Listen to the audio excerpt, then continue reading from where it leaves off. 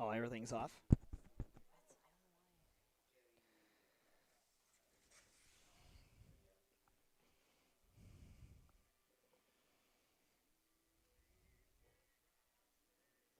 Don't cry.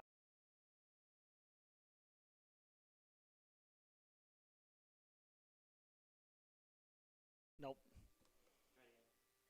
Test.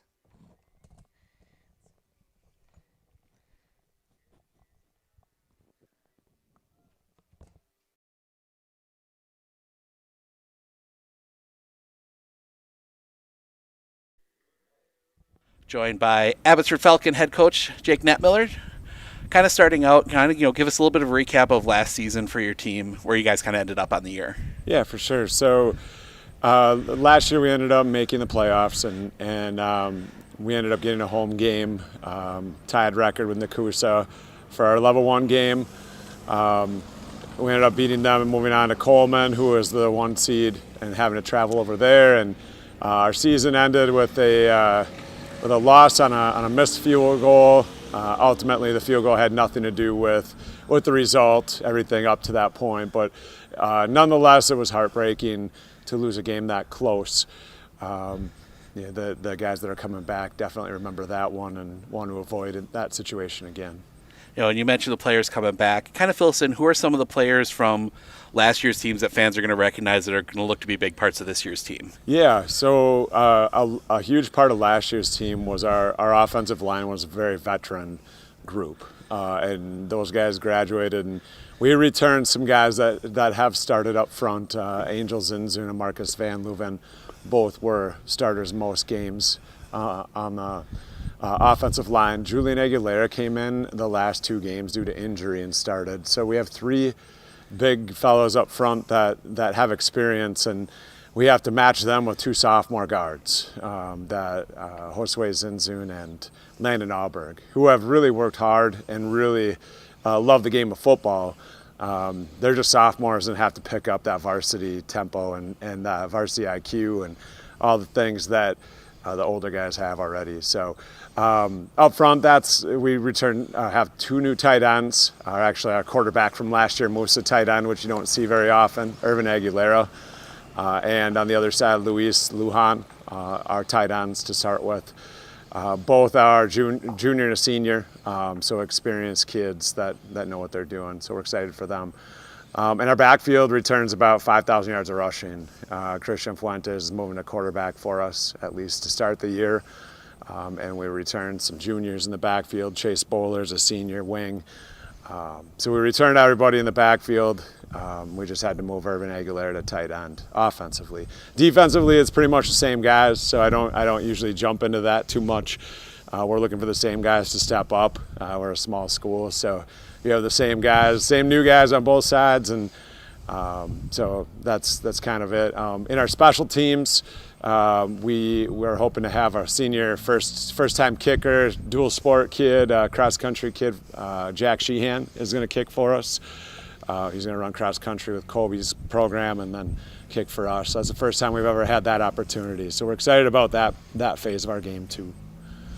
And then, obviously at this time of year, you're also looking at what players are going to be filling in those spots that have opened up from players that have graduated. Who are a couple of the players you're expecting to kind of step into that role this year? Yeah, I covered a couple of those sophomores. In the backfield, we're looking for Jackson Pluckelman, who is a junior. He had his season cut short last year to a collarbone injury, but he was an oncoming sophomore that was going to get some time at the end of the year, had some big carries. Carter Seelar has been our program here his 3rd year and has gotten some varsity time here and there. Has really grown. He was a state pole vaulter for us.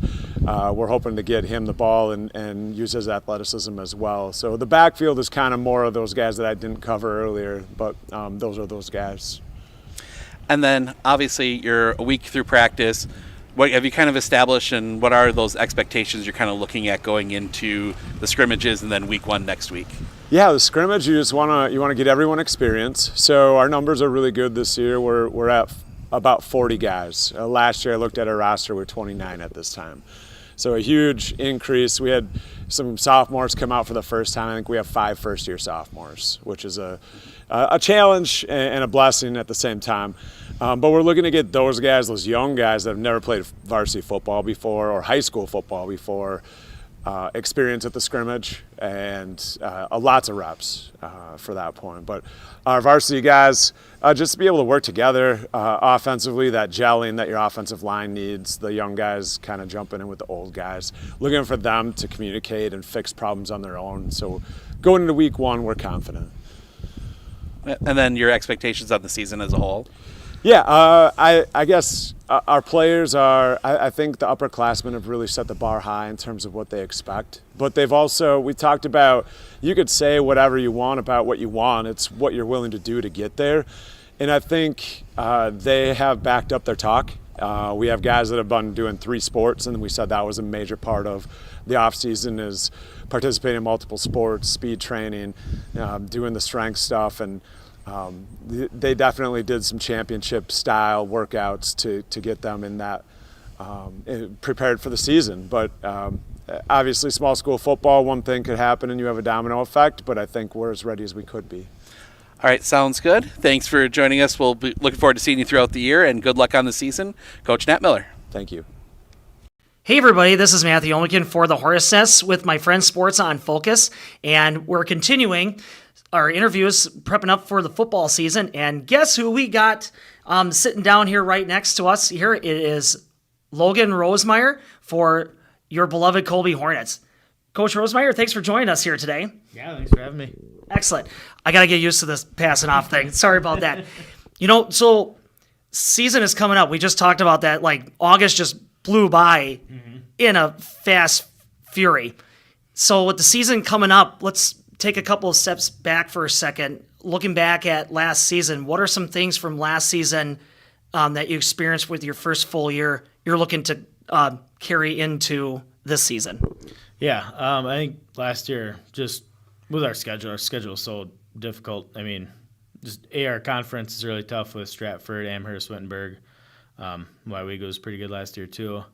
They were all pretty tough. And then our non-conference between Stanley and Abbotsford, both those teams made it to level 2 and really had chances to make it to level 3 and even further than that. So I think the very first practice we had, I kind of started out with, it's going to be tough. Like, we play a lot of really good teams, so we got to practice every day like it's playoffs if we're expecting to make playoffs.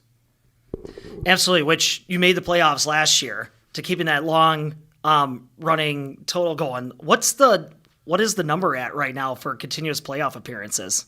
Probably around 20-ish, something around there. Pretty good. Now, for this next team that's coming up, your 2025 team, what are going to be some key areas or key players that you're most excited about? Yeah, I think speed is our biggest X factor. I mean, Blue Cannula at quarterback. What's that? Hey, everybody, Matthew Olmican here for the Horses, and alongside with my friends here at Sports on Focus, coming to you live here at Falcon Field? It's in Abbotsford for the 6th installment for the Battle of the Can. That's right, Wisconsin's closest rivalry. Colby visiting Abbotsford. And it isn't just going to be for street cred, but it's also going to be for the coveted can. Sitting off to my left is Wade Olmican, and sitting off to my right behind the camera, scrambling and clickety-clacking away at the laptop, is Jaden Underwood. What? Round of applause. This man is underpaid, underappreciated, doing a great job. Well, if you only saw behind the curtain, that statement probably could come into question. But Wade, how are you? How have you been? Good. It's fun to be back. It's been a while. It has been a while. I'm amazed that it's been 6 years that the can has been. Isn't that something? Wow, that was 6 seasons have yesterday. already. I know. It's 6 seasons has come and passed, and yeah. So, real quick, in case you're like, can what? Started in 2020, and Colby swept Abbotsford 4 times in a row. Ooh. And then 5th game, Abbotsford comes to Colby, and they beat us 21-6 last year. That was a lot. And we interviewed Christian Fuentes, and remember that interview? I said, that guy did not stink. He smelled like lawn clippings and flowers. Yeah, remember that? And Old Spice for some reason. I know. He was like an Old Spice commercial. Anyway, so then it was like, holy cow, things just got real. And then we had ourselves a legit rivalry, and Abbotsford's enjoyed that can ever since. And in case you don't know where that can is, it's sitting across the way, across the field, sitting on the Abbotsford sidelines. But yeah, I mean, every game's got season implications, but this one's a little bit more special. Oh, for sure. I don't know if we designed that trophy face to last more than a decade. That might have to get refaced on there. Is it going to be big enough? And that's a subtle hint from Wade that, AKA, I built that thing. Yep, Wade. Ingenuity at its finest right there. Right. So Lynn Derry, we called countless places. And between condition and cost, we're running into dead ends. And then Lynn Derry is like, take it. If it's going to something really cool for the sports programs, take it. So huge shout out to Lynn Derry. And then, Wade, the master craftsman, said, like, we could put a fancy little wooden thing on there, drill a couple of holes, make that real nice. Real firm, made of wood. But that thing's probably only got about 12 spots for on it. We're going to have to make a new... We'll make another... I think that was the game plan. We would just make another wooden thingy and slap it on there. But what else is going on here tonight? Wait, it's going to be Parents' Night, and I believe that we're going to be moving on to the next thing. And I think we're going to cut some audio from us, Jaden, and probably tune into those guys. So don't go away. We'll start the festivities off and get this game underway.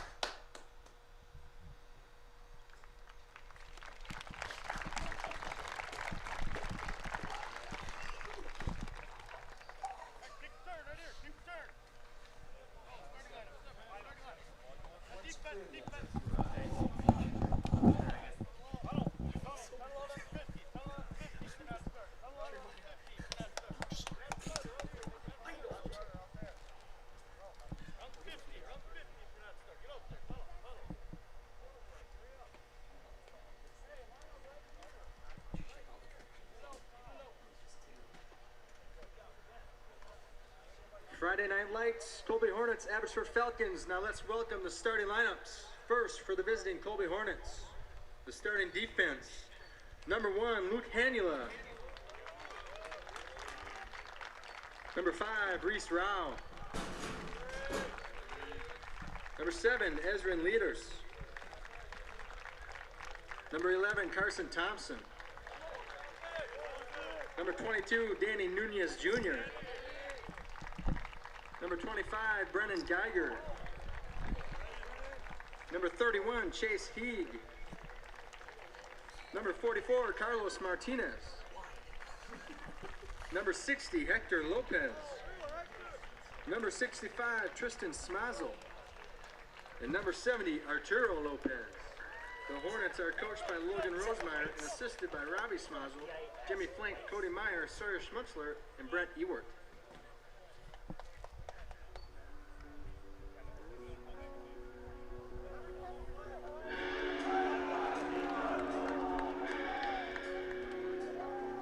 The Abbotsford Falcons wish to be introduced as a team. Here are your 2025 Abbotsford Falcons.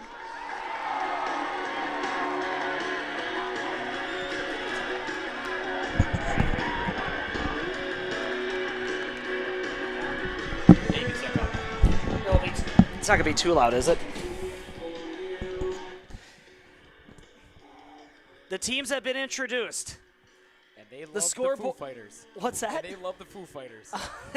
Yes. The teams have been introduced. They're getting on their sidelines. Chin straps are secured. The scoreboard is ready to start this ball game. And it's time to settle in. We'd also like to thank Central EMS for assisting us with tonight's game. I kind of like that they announce the announcers. Yeah. That is kind of unique. Is that something I should do next time? No, but I just think that they're like, we're already announcing people. Let's announce ourselves. Right, guys? Yeah. Let's announce ourselves. Let's take a pause. My name is Matthew Omican. But on a serious note, we're this next chapter of this rivalry of Colby versus Abbotsford, Wisconsin's closest rivalry in football, is going to get underway. Colby is going to be receiving. Abbotsford is getting set and ready to kick it off. All right. 31-1. So settle in. Get ready to cheer from home, wherever you're calling home tonight, Hagen Hanula back to receive. because it's time to rock and roll. Aguilera boots it away, and here we go. Hanula. Hanley is going to receive it.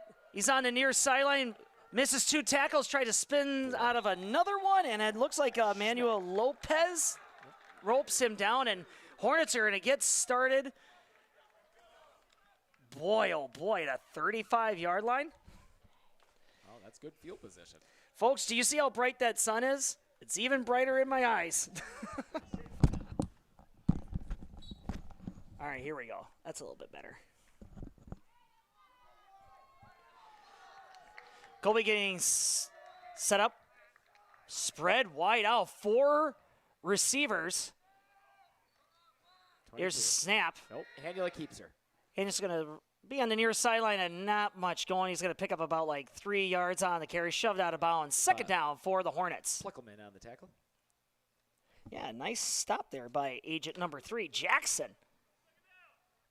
Spread offense for the Hornets right away. Oh, yeah, well, you got to see what the defense is going to get you. I would assume that this play or next play is going to be a dive right up the middle just to see what's going on. You heard it here, folks. Leaders far wide out, and, man, a cluster on the near sideline. Haig goes in motion. Snap. Hanula going to go to the far sideline, makes the first guy miss. Nice block, still on his feet. grinding the legs and across. Looks like to be about the 40-yard line. Gets close to that 45-yard marker. Aguilera on the tackle. Hanula on the run again. Yeah, just across the other side of the 45-yard line, and yeah, just short of that first down marker. Nice, two nice design plays there where you're just like, I don't know what's going on. Falcon defense on their heels, but not giving up the big plays. Wait, did they give them the first down? No, did they? Wow. Did they mark it a first? Yeah, they did. Yeah, they did. And now, man, that announcer had me going. I thought it was third and short. Fresh set of downs. First down, Colby. Hanula's like, I'll run it again. He gets some blocks, 60. but not enough, and he gets roped down. Van Leuven. That's a good open field tackle. Introducing number 60, Van Leuven. He's a senior at 6'3". Big and tall. Big. What do they say? Can't teach tall? You can't teach tall. Close the gap right there, and Hanula had nowhere to go. Minimum gain, second down. Very different look to the Hornet offense because it's always been run up the middle, scrunch everybody together, but it's very spread wide out. It's been very uniform so far. It's been 3 quarterback sneaks in a row. Nunez in motion, and they're going to give it to him. Swings it around. He's got quick feet. Fumble. And it looks like out. the ball hits the turf, Still and out. it's still bouncing Recovered around. by Abbotsford. Abbotsford sideline is getting Aguilera. real excited, and there, 3. Blickelman. Pluckelman with the strip and the tackle. Yep. He's got Big stop by the Falcons, and here. Okay, are you picking this up? Transition on downs, followed by a mariachi band here at Abbotsford. First down, Falcons. a lot. In Hornet territory. Oh, man, what a stop by the Falcons. And here we go. It's going to be a handoff to the far right side. Buller gets bowled over. By Leaders on the tackle. Yep, tackle by number 7, Ezrin Leaders. Gain of about 2-ish. Second down. That's a similar That's a similar Abbotsford offense that everybody's kind of accustomed to. Like, everybody's all together, and then it's about misdirection and just pure muscle. Yeah, they are crunched up in there. 24. Snap up the middle, and hit big burst of speed, and finally shoestring tackle by Smazel, and looked like Leaders from up here, and the carry by Jesus Reyes. Not Jesus, Jesus. That's a good run right up the gut. I think they're going to test that some more. Abbotsford's front line is quite large. Yeah. I bet you see more of that right up the gut. Why not? That was a big burst of speed, and that's going to fresh set of downs for the Falcons. First down, Abbotsford.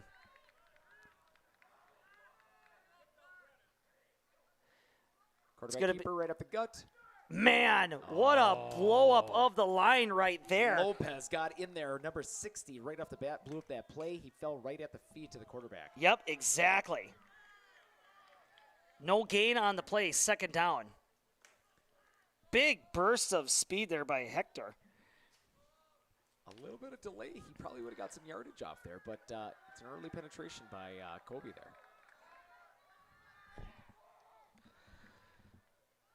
Direct snap to 21.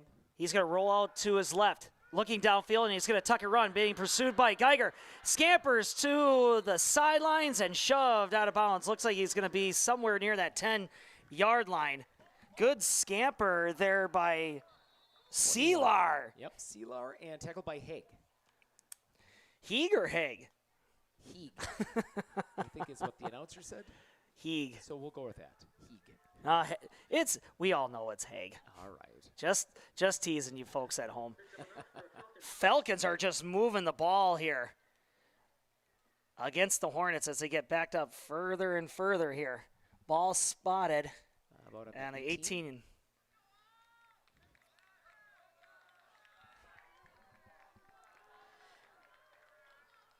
Here comes familiar quarterback, Pluckelman. Sends a man in motion. That's Bowler. going to the near sideline. Here's snap, mishandle, grabs it, and then finally gets brought down after he scampers away a little bit and brought down by Geiger. Burst of speed there to save the play, but gain of about, it's a solid 3 yards. Second down. Ball got a little bit slippery right there. Yeah, he's lucky he caught that. It kind of flew off to his left there, and he was lucky to stop it. I almost had that sound effect ready to go, folks. What?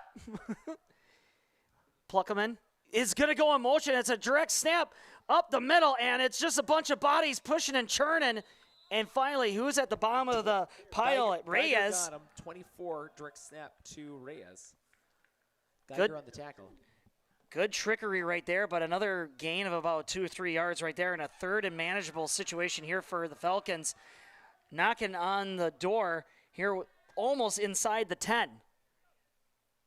Third down. They're going to talk it over.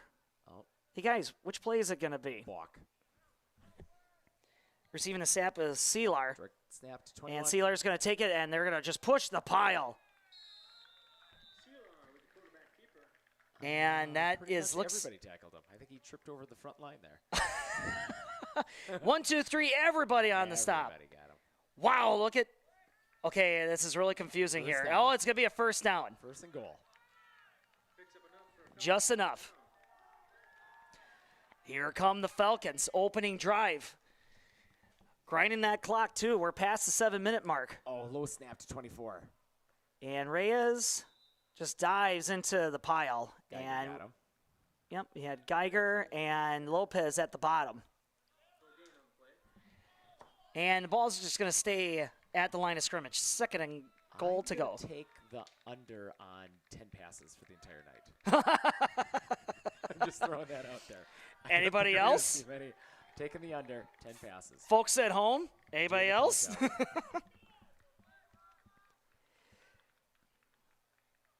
Here's the snap. It's going to be a handoff to Agent 1. Hanula ropes up his legs, and it's going to be a gain of a few yards. Aguilera, Agent number 1. Hey, tackle by the sister number. I just realized that. Just holler that out. So excited. Down at the, within the 5-yard line, it's third down. 5 minutes and 54 seconds remaining here in the first quarter. It's just going right past. The ball. Throw it. It's 3rd and 4 to go.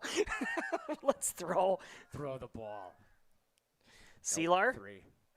gets it out to Pluckelman, and big stop there. Leaders at Hanula. No fooling those guys. Nice defensive stop right there. 4th down. And actually lost a yard on the play. You're on the 5-yard line. It's 4th down. Throw it. You wouldn't see that coming. It's not a crazy idea. Sealar going to be bringing in the play here. Wade thinks it's going to be a dial-up pass. Do you think when they made those field goal posts that they're like, oh, we made them just a little bit too wide because they had to bring them in? Then Are we looking at those field goal posts? I know we better put some supports there at the bottom.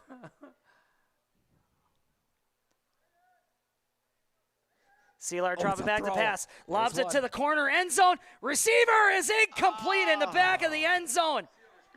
Turnover on downs.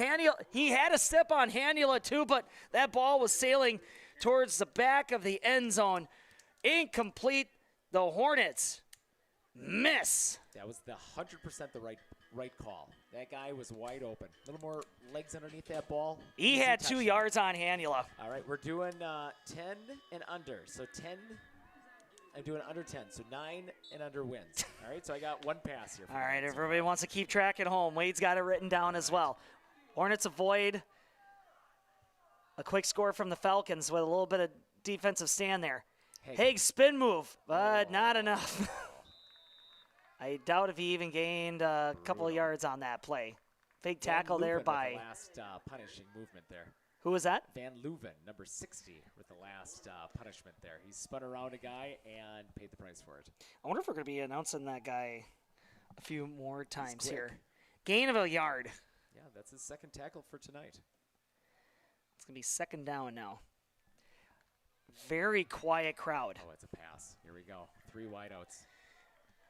Here we go. Triples on the near Throwing the sideline. ball. Handling the shotgun formation. Yes. He's looking to his Throw right. it. Fires a dart and over the head of Chase Haig. Incomplete. There's 2 passes. You had Lujan on the coverage, and that's going to bring up 3rd down. I don't mind the call. But you know what? He had 2 guys bearing down on him, though. Yes, and it's better than throwing that ball 15, 20 yards. Nice, easy, wide out off it. If he would have hooked a little bit more, he would have had a little more separation. It's early. It's early season. That's a great call. Do you go for a home run ball here, or do you just say, like, no, let's just – or do you just play the yardage to give your punting team a little bit of room? No. You got literally 1 defender going against 2. There you go. Throw the ball. 3 wideouts. Hania gets it, gets a block, still scampering, and it gets roped up. Gets roped up by Duclos. Bowler hit him hard. Yeah, and it's a gain of like about 7 yards, and that'll bring up 4th down. He's going to be just short of that 15-yard marker. Yeah, I don't think they're going to go for this one. We've seen crazier things. Well, not that crazy. Onside kick right off the bat. Was that last year? I think so. And here comes the punting team for the Hornets. Back to punt, and Yeah, Chase this guy's Haig got a 2 on him. gets it. And it's a line drive, and it's going to take some bounces to the 45, and it's muffed. Muffs it. And it's going to get scooped up. It looks like did it's get scooped recovered. up by the Hornets. Whoops. 27. That's a big scoop by Wicks. Wikes, Wikes. sophomore Wikes, scoops it up and says, zoink. Oh, Adrian. I had him for T-ball when he was just a little kid. Aw. he's got so tall. A nice bounce there, and it was misjudged and off the hands. It couldn't get wrapped up, and there comes Wikes and scoops it back up just like they drew it up in practice. I don't know. They evened up the turnover line here. First down, Colby. Nunez on the near sideline, leaders on the far. Here's the snap. It goes going to go to Haig. Cuts it in, off tackle. Still running, spin move. Dodges another tackle and just dives for some extra yardage and a hard-fought 5 yards. I think he ran 10 yards just to gain 5. Second down. Easily. Pluckelman on the tackle. I bet we'll see more of Haig there. He's pretty crafty there. He just needs to be looking downfield a little bit more, and he might get some good yardage here. I think he would have had, 4 defenders miss on that one play alone? Yep. If he had one more key block, you'll spring loose. But nice gain, setting up a nice second down. Hanley is going to keep it. He's got Geiger ahead of him. And more blocks. Spin move. Finally brought down across the 50 to the 45.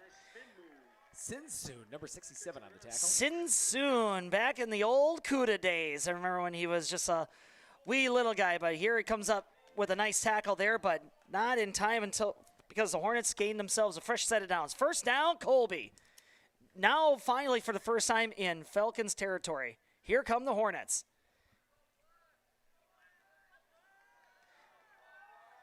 Do you dial up? Do you keep dialing up more crafty misdirection plays here? Or you throw the ball here. They won't see it coming. Uh-oh. Looks like there was some movement up in the front. Geiger was bouncing around, but I don't think it was offsides on him, obviously. No, I think but it was 2 guys in motion. Travel call on the Hornets. Yeah. No, that's not a travel call, folks.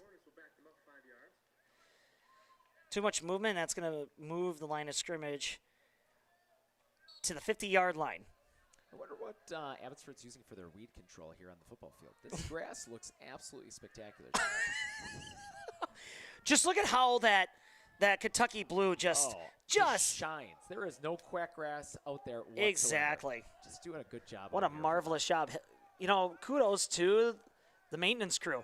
Haig is going to get the ball, stutter steps, tries to bounce it to the outside, and not going to get anywhere. Loses about a half a yard. Duclos on the tackle. Duclos was hard on his heels at the get-go. The Hornets are just not able to get that push like they were able to get against Stanley Boyd Orioles last week. I am surprised that they are trying that middle of Abbotsford just because of the size transparency that they've That they got. are or Yeah. aren't? That they are trying to go up the middle so often. I'm surprised that they're not trying to swing her out a little bit more. 57 seconds left here until the second quarter. Handoff. It's a pass. Haniola looking downfield. He's got Checks him. it to the Geiger. To the 45. And Falcons bring down the big man. Finished off by Bowler. Initial tackle by Aguilera. Gets it a yard past the original line of scrimmage. Oh, bro. And we're looking at a third down and long-ish to go. Back in Falcon territory. 3 passes in 1 quarter. I can hardly believe it. This is absolutely spectacular. Wait, are you getting nervous about your 10 No, total passes? No, if we go over 10, I will be thoroughly pleased to lose that bet. 20 seconds. Geiger in the backfield along with Haniola. Nunez is going to go into motion. Another Haniola pass. I love looking. it. Nope. Never Tucks mind. it down. Scrambles on his feet. A lot of grass. Spin move. Still running. Makes another man miss and brought down short of the 20-yard line. What a scamper by Haniola. Tucks and run after everybody got spread out. Good run by Haniola. Plickelman on the final grab there. Luckily he got him, or else he would have probably went all the way there. He was the last little shoestring tackle. And that's going to be the end of the first quarter. The Hornets get a spark of life after that fumble recovery on the punt, and they're just driving the ball downfield. And it looks like we're going to be taking ourselves a commercial break. Don't go anywhere.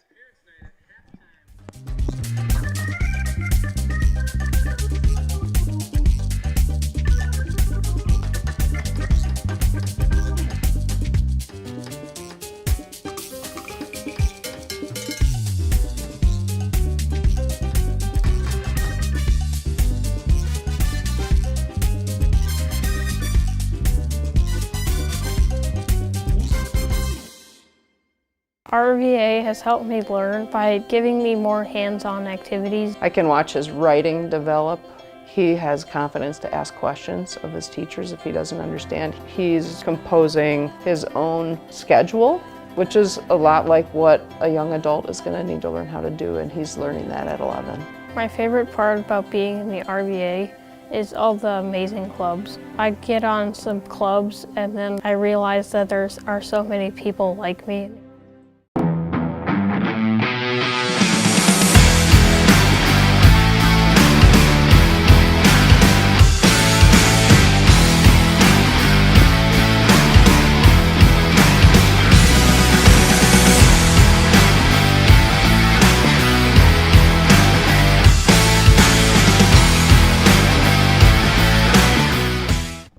James pointing the finger, and he said, "Are you guys going to talk yet?" Okay. Welcome back. Welcome back, everybody. Me and we were just talking about that clearly the Hornets are favoring the outside run and only subtly trying to dive up the middle. They're just utilizing their speed, not just on their offensive line, but also in their runners. But even with that little bit of level of predictability, they're still gaining their positive yards. Yes, they are. But like what Wade said, he's like, all it took was one completion to Geiger, and now they got to honor the pass. Hanio's going to get the snap. He's going to run to the near sideline. Tries to put on the Jets and gets hit below the knees here by, it looked like, what was that, Wade? 21, Sealar. Yes, Sealar and Aguilera, yeah. Looked like Sealar was on the first hit there. Gain of about 5. He got pushed from behind by Aguilera into Sealar's low shoulder. And the other guy came in and tried to kick the ball out of his hands. Wrong football, guys. Right? Yeah. It's soccer. No, that's none of that.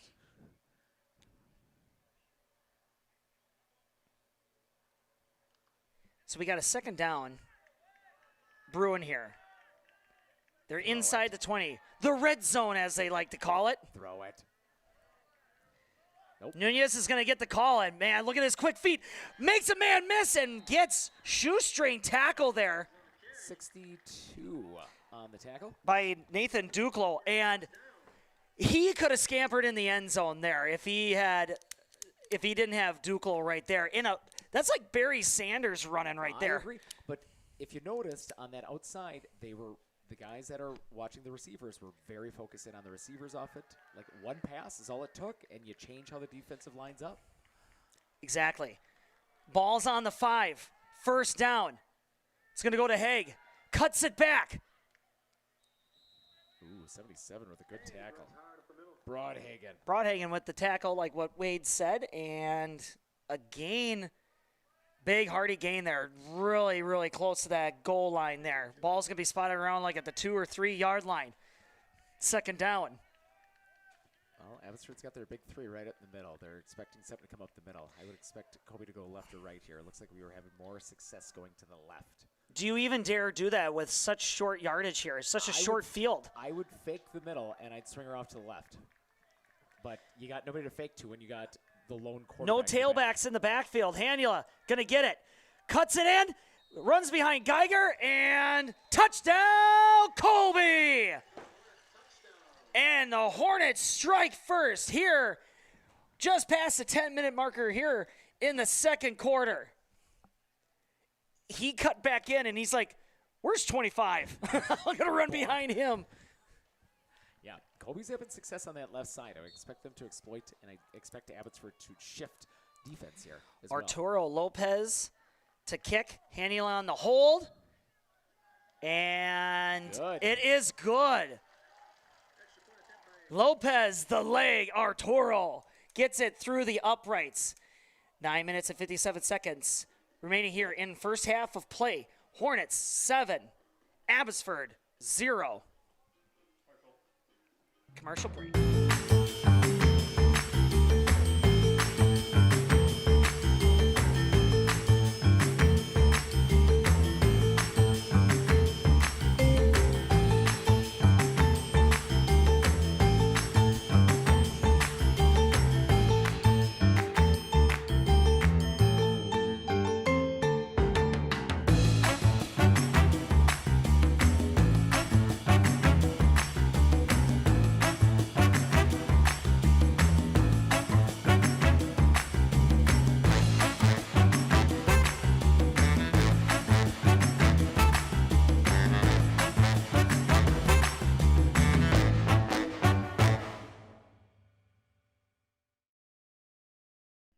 Right now. Hey, and we're back, folks. Sorry, me and Wade were talking shop about farming and weather. And Man, is that all that we condensation. ever talk about? Condensation sometimes. We got some fan comments pouring in here. Chris Hanula is telling me let go. I don't know what Chris is telling me to let go of, but 4 exclamation marks. He's trying to let go of his keyboard. You 'cause think his, he forgot the S, like let's go? Yeah, he okay. just let go. Lopez with the kick. Fielded at the 20. Cuts it back into the middle, and Adrian with another tackle. there you go. No daylight thanks to Adrian Wykes. There you go. Just short of the 35-yard marker, and that's where the Hornet, oh my gosh. Be nice Let to it me, go, let it Abbotsford. go. It's And that's where the Falcons are going to get started. First down, Falcons. Abbotsford looking to see if they can get that power running to move them back downfield. 2. It's going to go off to Bowler and tries to bowl his way, and 72. man, he makes a couple of guys miss, but Swacker on the initial contact finally slowing him down. About 2-yard gain there, second down. No, we were just talking about how drastically cold it started this morning, and then I went all the way to Rhinelander, and guys are walking around in T-shirts and shorts, and you were getting really? sunburned. Oh, it was like I was going to Florida, but I went north. Here's the snap. Going to go back to Bowler around the same side. Still Springs going. loose. Still He going. gets on the Jets. It's Oh, a he's foot fast. race, and he's going to win it. 10, 5, touchdown, Abbotsford. Wow, is that guy quick? Welcome to the Wow. party. Courtesy Chase Bowler in that offensive line he broke 2 tackles, and he was gone. The Hornets poured all the defenders into the mess, and Bowler comes out of the fray. Oh, hopefully that kid's in track. He is quick. Wow. He ran like people were chasing him. They were literally chasing him. And much celebration on Abbotsford Uh-oh. sidelines Uh-oh. and in the stands. Too late. Nope. Now you're offsides. Just stay over here. Aguilera on the hold. Sheehan. Well, it's 11 on 10. Whoa! High kick, and it's good. We got a tie ball game. Just under 9 minutes remaining here in the first half of play, and the Falcons, it only took them 2 plays, and they tie this game back up. Adrian could not chase Bowler down. Yeah. Fast. Speedy little guy. Wicks. Hey, we're getting a comment here. Wade sounds a little quiet on the stream. Maybe you want to turn him up a little bit. Oh, they need more Maybe Wade. that sounds. That's what they need. Oh, wait, they said, nah, turn it down. Never mind. He's actually too loud. Turn him all the way off. There you go. I can't believe it was sunny up in Rhinelander. I was down in Nescoro today, and it poured on us. Like, yeah, see, that was, poured. yeah, a little bit south and some west and a little bit of east. Just, yeah, everybody was getting rained on. But, like, once you got a half hour past or north of Wausau, they thought it was summer. Wow. I stepped out of the truck, and they're like, did you have the AC on the whole way? And I'm like, no, we have no sun by us. Yeah, I was like a muskrat swimming around in soybean fields today. Slicked up like an otter. All right, well, you got Haig and Hangula back to receive here. Interesting lineup here for the Falcons. Long discussion here. Aguilera said, okay, guys, seriously, spread out. Getting set to kick it off. It is quiet. Oh, now it's loud. There we go. Hania going to field it around the 10-yard line. Scampers. Sidestep. And across the 30, and finally gets brought to a stop at around the 32, 33-yard line. And the Hornets are going to get to work. First down, Colby. I'd give it to number 20, Caleb, what are we going to say? Oh, boy. Right? Kluza. Caleb. Caleb with a good tackle. He's got number 20, and he did a good job. Got ourselves, yeah, Caleb, sophomore. Solid gameplay right there. Nice tackle. Hornets, well, both teams got a lot of time to work with right here. Hornets got themselves 3 wideouts, 2 on the near sideline. Nunez is going to go into motion, and it's going to go to him. He's got some blockers, but swung it on the inside instead of the outside, but gain of about, I don't know, 4 or 5 yards? Yeah, applicable second down down. the tackle, and Haig showing some good sportsmanship there, helping up with rival Abbotsford person off the dirt. Kudos. Kudos to you. Second down and manageable for the Hornets here. Finally coming alive here. Who's coming alive? The crowd finally. We're hearing some solid claps and very loud screaming. Snap, a little bit low. Hanley going to tuck and run. Stiff arms, running, gets a block, and finally dragged down by Seelar and Pluckelman across the 40-yard line. He's going to get 15, 20 yards on the carry there. First down, Colby. That first defender, he does a great job with the stiff arm. He just sets that hand on the helmets like, heel! and just sets those boys down and just starts running. Man, the risk of getting your hand caught in somebody's face mask or something like that, you wouldn't think that you'd want to reach out a hand out. That's what I mean. Like he knows how to do it. It's going to get the snap, and it's going to go to Haniel and up the gut, and yikes, and gets slammed backwards. Aguilera and 79, 78, Auburg. There you go. Yeah. Confirmed by the announcer across the way. Yeah, that's a good tackle. Dude, he got he's getting an earful, though. Slammed. Who got an earful? Auburg is getting talked to by number 67 there. Sinsoon giving him the business here. Yeah, they are in a heated discussion. He wants him to go more to the right. He's like, no, I'm going to go right. No, you go more right. All right, here we go. Geiger shifts a little bit, and there's a little bit of movement. It looked like on the left-hand side there, and it's going to be It's a false start. false start. Travel call. Student section is wearing white. Yeah, it's supposed to be white lies. Now, is that the – wait a minute. Is that the Abbotsford? Oh, really? Oh, yeah, you're right. Uh-oh. The Abbotsford student section reminding everybody that that was not – What they could do. Yep. Let go.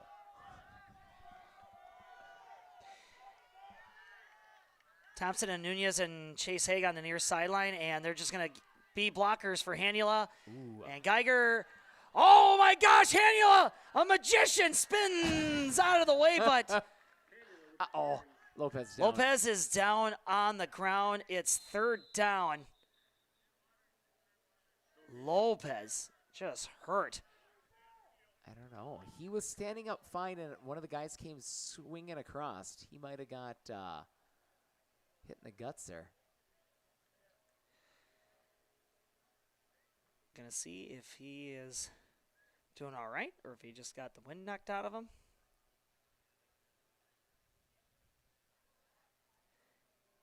Coach Rosemeyer Don't alongside see the trainer.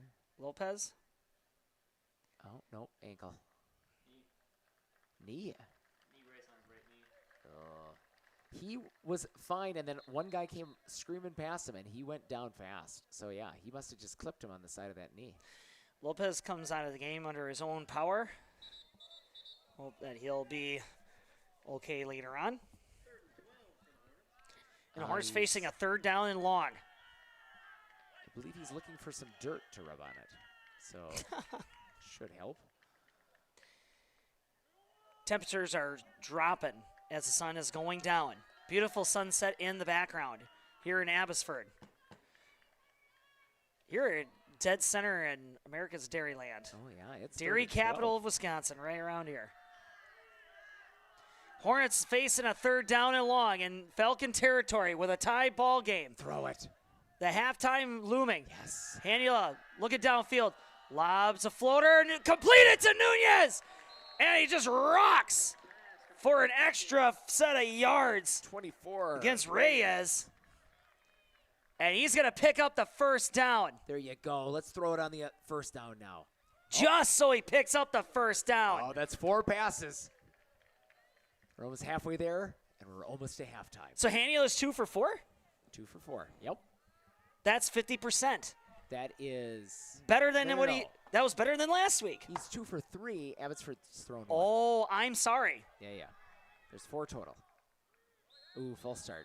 They should stop doing More that. movement up front. That's going to be the third Penalty watch. miscue on the line for the Hornets. And what was a big gain is now going to turn into first down and 15. 3 false starts.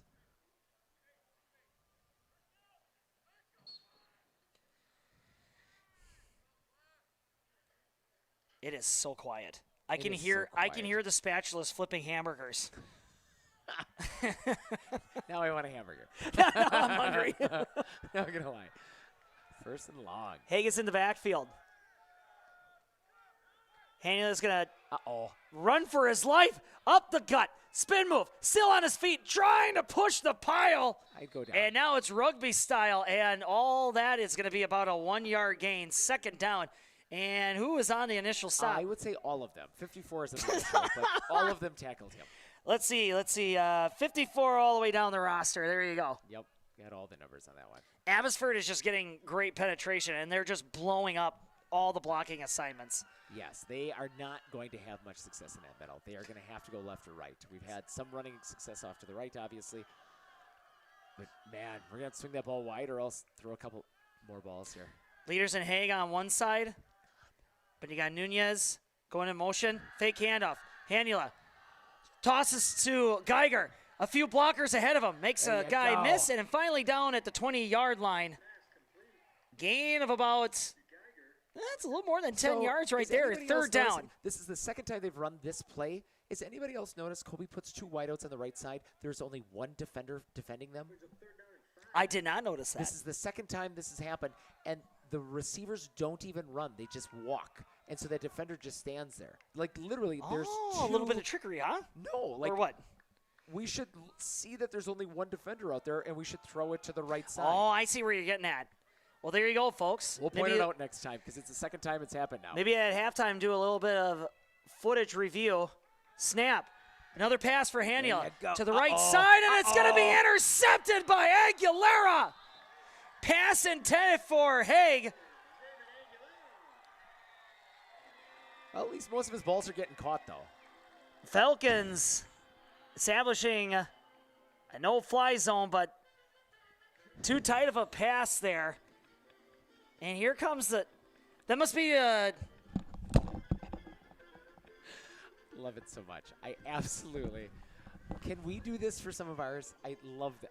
This is the best. So Colby should have a mariachi? Just every once in a while. Band okay. I love it. I love it so much. You know, we could put that in the suggestion box. I'm going to keep putting it in there until it happens. Man, we're up to 6 passes already. Almost all of them caught. Less than 4 minutes here until halftime. Tie ball game. Falcons stop the Hornet drive. Bowler to the far outside. Gets a couple of blocks. Makes a man miss and a couple of juke moves and finally gets roped down. I'd give it to 11. It's Carson Thompson. Look at that. That guy got a tackle. Yeah, Thompson and what it looked like to be Smazel out there too, the senior on the tackle. And that's going to bring up second down after a solid 5-yard gain. Yeah, he really danced around. Man, is he quick. Shifty. It's all in the hips. Oh, it's all in the hips. A lot of core there. It's a lot of what? A lot of core. So much core. Rolling out to his left to Sealar. Lobs it up and it completed to nobody. Goes over the top of Aguilera, and he had a cluster of Hornets just waiting to tackle him, but he would have been around at that first yard marker, but it sails over his head, and it's incomplete. Second down. Throw it again. Throw it again. Throw it again. Love it so much. Third down and manageable, deep in their own territory. Spotted just short of the 30-yard line. Sealar looking to the sideline. They've run this Pluckerman comes back. Killing time. Timeout called. What? It was a stare-off. Oh, man. Abbotsford calls a timeout, and Jaden, what do you want to do? And we got to pay some bills here, so watch these quick commercial breaks, and we'll be right back.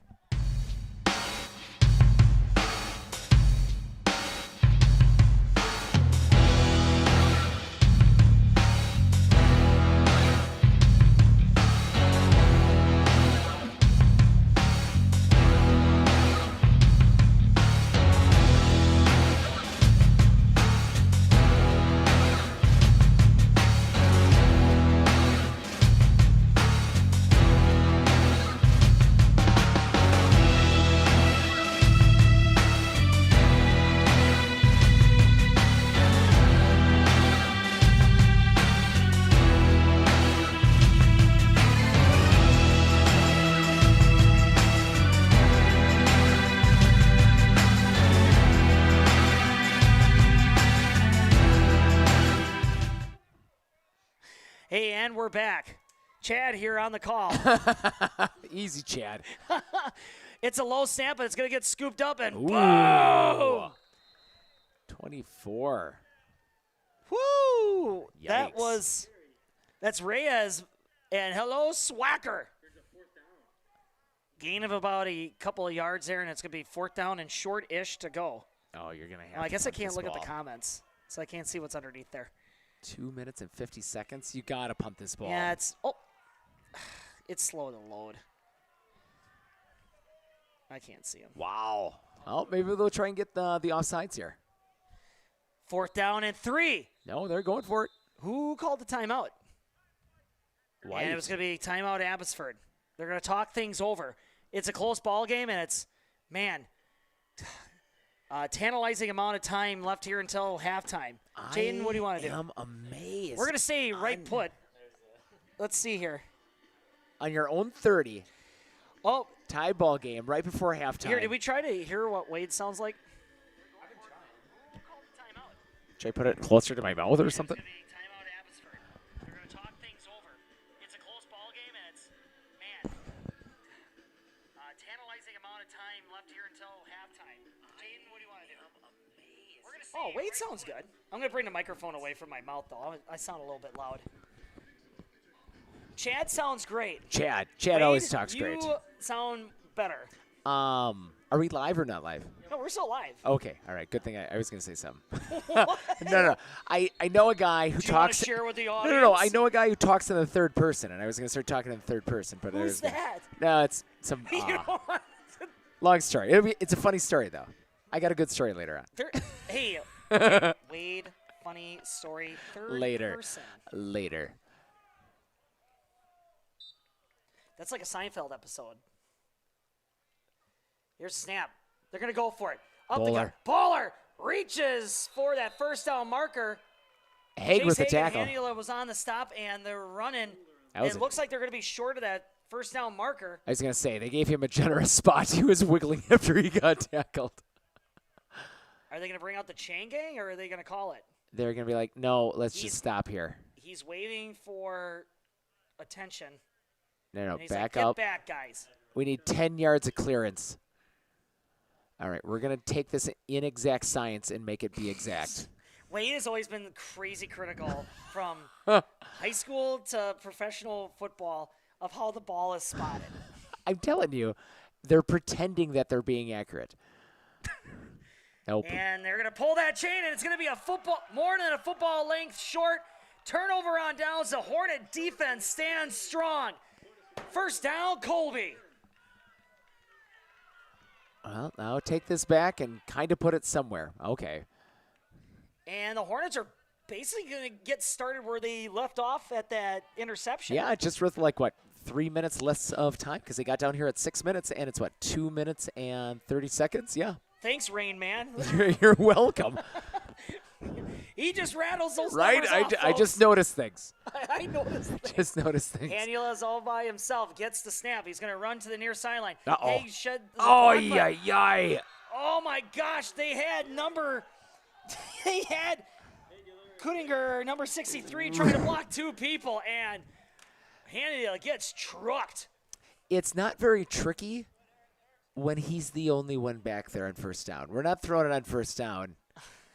So you're There's saying nowhere. that Abbotsford's like, I think I know where this He's is going to run let's all out blitz from all of the sides because he's not going to run it up on the corner or on the center. going. Right. Second down and long. They should throw it on first down. No one would see that coming. Geiger's in the backfield along with Hanula, and Haig is going to go into motion, and a flag is thrown. It's going to be a false start call. I don't know. He's looking at Nunez. It's going to be the fourth false start. Penalty watch. On a No. That's number 5. Fifth penalty. fifth. So The fifth penalty, offensive penalty on the Hornets. And it's going to back them up, and they're going to be just on that side of the 40-yard line. Second down and way over there to go. 1 minute and 45 seconds remaining, and the clock is ticking. Tick, tick, tick, tick, tick. 5, 6, 7. We're at 7 passes. I would throw the ball here. Wade is just checking his notes. 2 wideouts. Snap. Hanula ducks and cover. Spin move. Whoop! Cuts it back in the middle. Still on his feet. And he's going to gain himself. Timeout. Probably about 10 yards? Yeah, about 10 yards right there. Third down at the original line of scrimmage, and a timeout's going to get called. And they're still moving that marker. Yep, third down and 10 to go. Pluckelman on the tackle. The time is stopped. 1 minute and 20 seconds remaining until halftime. Yep, Pluckelman on the stop there. I wonder how far we could kick a field goal. I wonder what our range is here. I think a reasonable kick at the high school level is a 20-yarder. I think once you get to 25 and 30, that's a lot. We should do a fundraiser. A fundraiser. Okay. And like a 50-50, but the only way you get the money, You got to kick a field goal? you got to kick a field goal. So is it 10 not yards. Okay, all right. 15 yards. What did Ford Bank have? They had to throw it in a trash can. Or did they have a field goal? You know what? You kick a 50-yard field goal, $10,000. Okay. You can't You know make what? it at the I'm not even 50. gonna lie. I'd probably throw $500 up. Anybody kicks a 40-yard field goal at halftime. So I if think we're- that would be fantastic. So the ball would be spotted where? No. Like Let's the say 30-ish yard line, I'd, right? I'd put it on the 40-yard line, or no, 30-yard line for a 40-yard kick. Dude. I'd throw some money at that. I think that'd be a great fundraiser. 3rd down and 10. Hanula drops back, Yes. looking down Uh-oh. middle. Got a defender, sheds him off, runs to his Uh-oh. left, still running, still on his feet, and dives. That's But for the 35-yard line, and actually, I he's don't just know gonna even stay if they're there gonna for a give him little any bit. gain. That I looked don't see painful. anything shaking on this sideline, and we got a player down. And Haniel is going to be on his back. He's like, somebody just help me up. Nope, he's gonna stay there. He's still down. I was gonna say, Rosemeyer where is somebody on the should go run. by him. He got rocked pretty hard there as he was falling He to the spun ground. and he landed on his shoulder weird.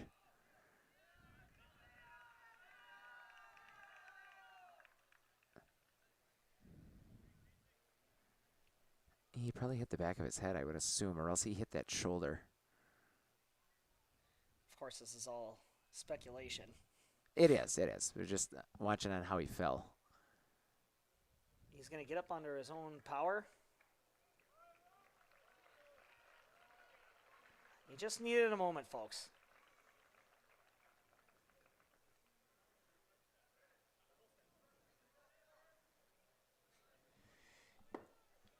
I think a lot of Hornet fans were Oh, gasping for air right there.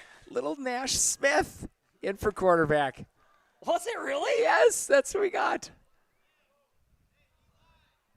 Actually, he's listed in the Cullen Schmidt's the other quarterback, and then there's a Logan Reynolds. Oh, he's not in. But yeah, Nash Smith was Oh. coming out, wide receiver D-back. Oh, no. Hanius Oh, I thought that was Smith coming out. is Oh, going he's to be just on coming to the help him. sideline. He's going to sit this one out. 1 minute and 1 second remaining. Oh, looks like it's going to be a direct snap to Haig here. Haig is going to have.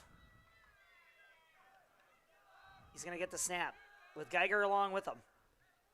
Gets the ball on the run, sprinting, puts on the Jets, makes another guy miss, still on his feet, and rolls to a stop.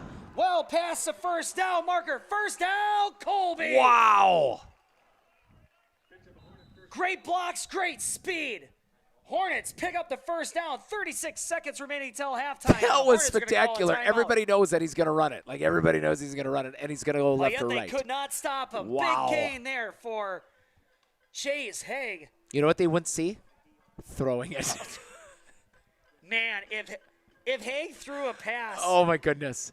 I'm throwing my headset out the window out of sheer excitement. And I Just- might just go flip my truck There's over. got to be a trick play in that book where the running back throws a pass. I think so. This, how much time we got left? 36 seconds left. Ball's in the 20-yard line. Yep. Trick play. They're in the red zone. Wait, do we have a sponsor for the red zone? Gene says no.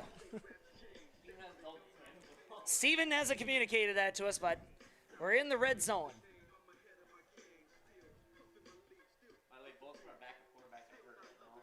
Who's the other quarterback? Okay, gotcha. So we're we're just getting what should we call you, Jaden? What is that? Headquarters are not headquarters. We'll just call them the Jaden room. Jaden room has just reported back that Hornets are not real deep in the quarterback department. No, that's one of the hardest positions to play here.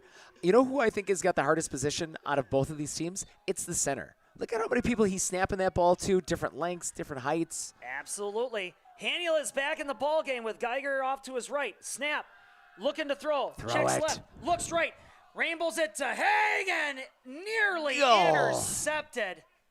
Eight passes. Who was on the coverage there?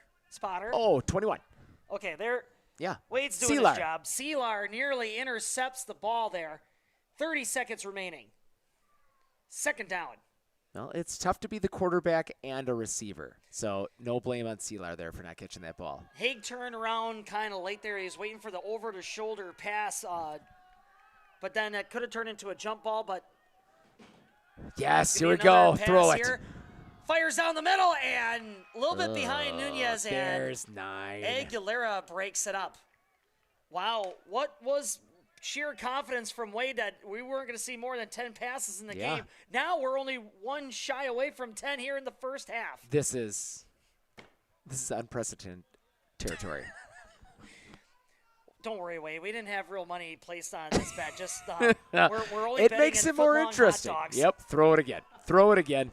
What do we got? 3rd down and 10. Legit foot-long hot dogs at the concession stands here at Abbotsford. It is groundbreaking. 3rd down and 10 in the red zone. Snap. Get some Checks height left, under it. Looks right. Rolls out to his right. Has some blockers. No more blockers. Just his feet. Has some blockers ahead of him. And he loses the football. Hits the turf. And that And it looks like Abbotsford's going to jump on top of it. Oh, they saved a field goal right there.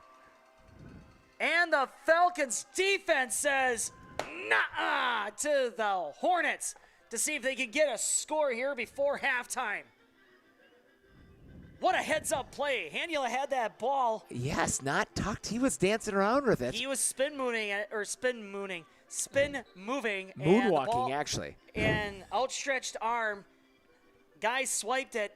Ball hits the turf. Lopez sprang loose ahead of him and gave him another key block, but fumble. Fumbleitis. That is another. That's a third Turnover. turnover. Let's write that down. Folks at home, in your time Colby's got sheets, 2, Abbotsford's third got 1. Turnover for the Hornets. you And the go. Falcons are just going to be happy enough to say, like, dude, let's get out of here. Yes, Let's regroup that at is halftime. the right answer. And 5, 4, 3, 2, 1. We got ourselves a tight ball game, folks, going into halftime. And the score is tied. Abbotsford 7, Colby 7. So it is parents' night. So I'm guessing you want to stick to this? And I'm guessing we're going to record through this thing right here. Folks, thanks for listening alongside us here as we're, just trying to came up with a game plan here. So what I'm going to do is I'm going to set my headset down, and we're going to enjoy the Parents' Night festivities. So for all of you Falcon fandom watching from afar, prepare yourself. We're going to enjoy some Parents' Night festivities. Are Here at we Abbotsford. getting this? You got to show the people the water. Yeah, The water quick, jug. yeah, go to that quick. Like, That kid's hauling a tank of water like he's got to go feed cattle. it's like the tank that's probably at the dentist's office where they just spritz you in your mouth with Get the that- water. Get that kid a medal. Like, he's just giving her. That's like probably 50 gallons of water. I know, and you know you're going to be on grass. Why would you have tiny little tires on that? Let's get that thing some mud tires. Like, just get some range tires on that thing. Get that thing going through some. It's got a green power light so that it's primed and charged. I love that thing. You're like, no. Do you want a cart or do you want a wagon? No. Who would need a wagon with 4 wheels on it? Let's get you a dolly. What if that had a little gas motor, like a little Honda motor, and you rev that thing, it spews out white fumes? I gotta hydrate them. Oh my gosh, folks, I am so sorry. So we're gonna be turning this microphone over for the Parents' Night festivities. Feel free to tune in and enjoy this great ceremony to witness and see the kids or the people who make it possible for these student athletes. Their first fans, They're chauffeurs. the mom and dad. No, I turned yours up. I turned Wade's down. Chase Bowler, parents Ryan and Michelle Bowler. How do you feel? Jackson Pluckelman. Parents Jamie and Vicky Pluckelman. Get some good ones. Awesome. Manuel Lopez. Parent Jessica Lopez. As long as you get some like good tackles and stuff, because those make. Because those help. Christian make Fuentes for the- Rivera. for the Parent hype videos and Beatrice stuff. Rivera. What are you saying? Gustavo Diaz and Max Garcia. Parents Perla Chavez and Rogelio Garcia.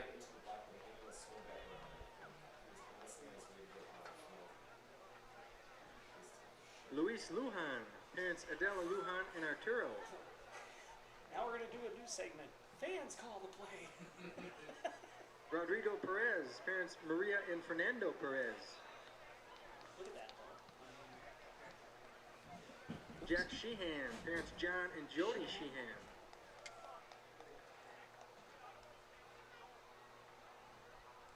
Jaden Lee. Parents Harry and Hannah Lee. Good work. That's a great one. Look at all the real estate over there. In, Martin Lara. Parents Jose and Jessica Lara. this, announcer's booth over there. Cashton Rice. Parents Eric and Shannon Rice. Okay, we got our own spot up here. Caleb Kalesa. Parents Jesse and Jamie Kalesa. Good deal. And you got steady hands too. Carter That helps. Sealar. Parents Matt and Wendy Sealar. Now, Jeremiah, I can throw some shekels your way if you want to be a videographer for the Army games. Rick Pham. Parents Min Hong Pham and Hong Pham Wim. How much you want to have per game? Really? You leave that up to me? I usually Jesus Reyes. Parents Gustavo and Toribio Reyes. Firm handshake. Kevin Gutierrez. Parents Miriam Fuentes and Jose Gutierrez. Actually, that sounds delightful. Luis Zinzun. Parents Miriam and Leonardo Zinzun. Two lines out of this thing, or you want to dare? I don't know. What's a little bit easier? We can try the pizza. Jaden and Julian Aguilera. Parents Trisha and Rafa Aguilera. Are we not live or live? You can pick up on that microphone. Irvin Davila. Parents San Juana Moreno and Daniel Davila. The light switch must be Max up here. Severson. Parents You see it? Jason and Stacy Severson. There's only one. Isaac and Gilbert Sundermeyer. Parents Katie Sundermeyer and Reyes Bernal. Josue and Angel Zinzun. Parents Rafael Zinzun and Susana Rivera. Guillermo Garcia. Parent Yanet Ventura.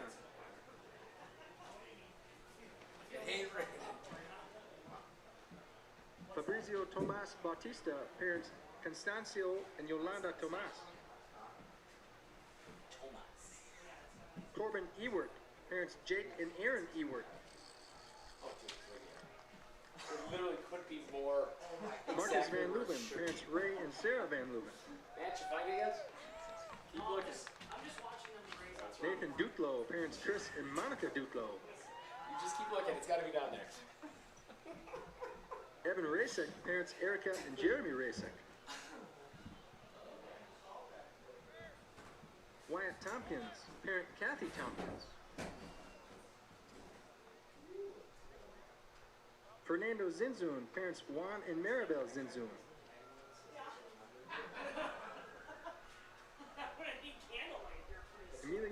Emiliano Espino. Parents Sandra Vargas and C. Espino. Leo Broadhagen. Parents Eric and Tamily Broadhagen. What was it? Look to your right. Oh, come on! What is this? Landon This is Hauber. all Parents colored, Grant and almonds Karina here. Hauber. Jimmy What Reyes. color do you want? I don't Parents know. Arisa Plywood? and Jose Reyes. They can eat all this. And Brody Denzine. Parents Pam and Sean Denzine.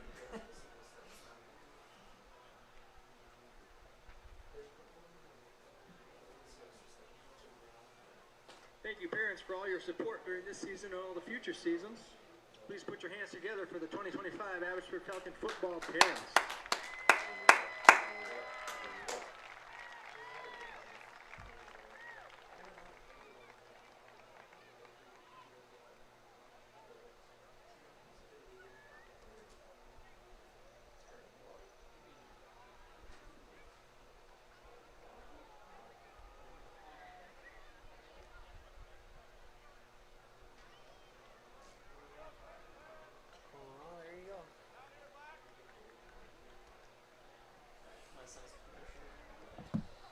Yeah, commercial break begins now.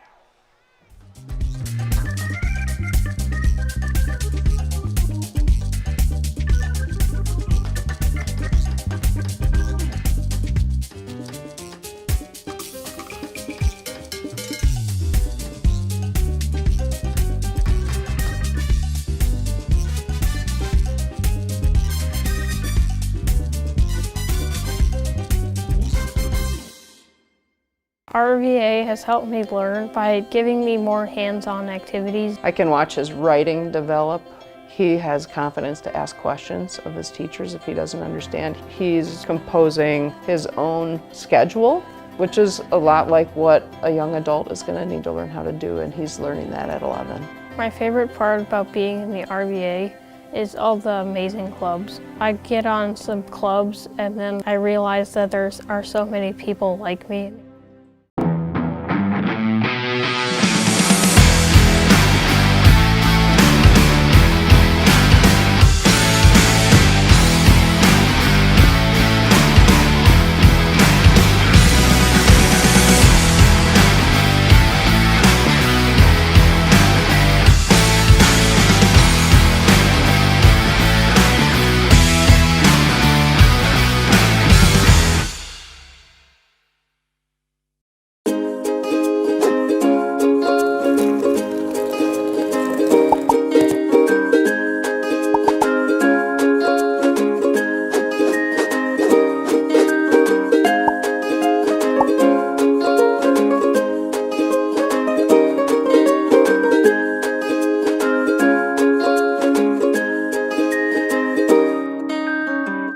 Looking to harness the power of the sun and save on your energy costs? With Marshfield Medical Center Credit Union Solar Loan, you can go solar without the burden of paying interest on the full amount from the start. Here's how it works. Instead of financing everything up front, we disperse loans when requested by your solar installer. If you're waiting on your installer, you won't pay interest during the wait. By taking advantage of this flexible payment option, you could save on unnecessary interest charges. Visit mmccu.com/solar to learn more today. I splooshed my phone in the road crater? Am I covered or no? Well, hey Carm, you're never gonna believe this. A sturgeon just hit my Chevy. Am I covered or no? Interesting. And yes. Hey bud, I had a couple 30 packs explode in my garage. Am I covered or no? I've been there before, bud. It's a sad day. Oh, what a beautiful day. Oh, ever eat a brat and drive? Hey everybody, Nat over at Wheeler Chevrolet GMC. How do you know if you need new tires? Well, if you don't have one of these, let me show you a simple trick. Reach into your pocket, grab out a penny, and let's measure it up. If you can see the top of Abraham Lincoln's head, maybe it's time for new tires. Stop on into Wheeler Chevrolet and we'll get you covered. Better begins with the way we see each other.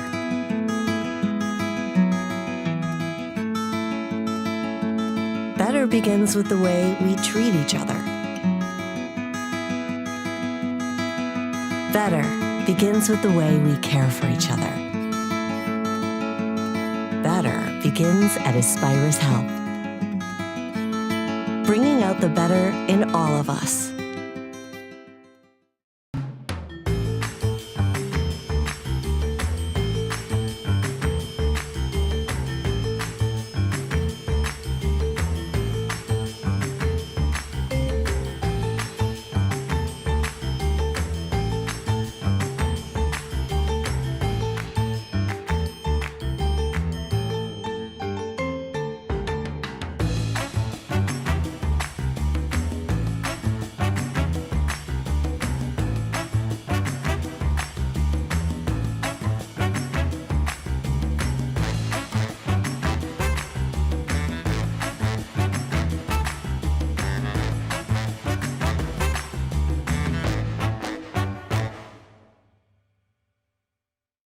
Wheeler's Family Auto Group is now a full-line Western factory direct dealer with over 20 plows and accessories currently in stock. Whether it's a snow shovel for moving the light work or a 9-foot 6-inch Poly V plow, Wheeler's has got you covered. I absolutely feel that Tiger Lily is getting a great education with RVA. She is challenged and she's not bored. She enjoys her classwork. I love the teachers. The teachers are the best part. My teachers are very friendly and they're easy to reach out to when I need help with an assignment. The teachers are always there when you need help. What I love about RVA is the flexibility first, but second is that Tiger Lily is so happy with this school, with her teachers, and with what she's learning. It's awesome. At Clinner Insurance, we know you want to protect your business. The Clinner Insurance team will help you choose the insurance package and plan that fits you and your business. At Clinner Insurance, protecting your business is our top priority. Clinner Insurance. Hey everybody, Nat over at Wheeler Chevrolet GMC, and we're now celebrating 60 years in business, serving the areas of Marshfield, Medford, Merrill, Abbotsford, Wisconsin Rapids, and Coloma, where we have both new and used vehicles. We look forward to earning your business.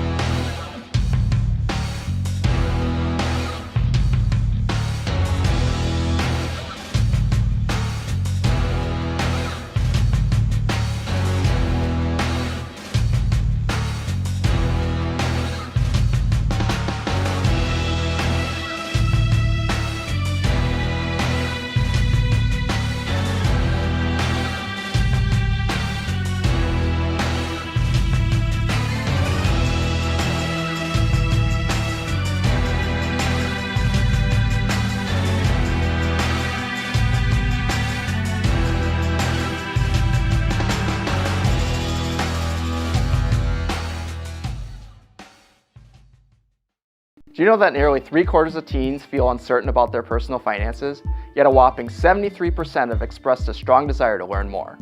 At MMCCU, we're thrilled to announce our new partnership with Greenlight, a financial tool designed for kids and teens. Give your kids the confidence they need for a secure financial future. Enroll them in the Greenlight platform for free today.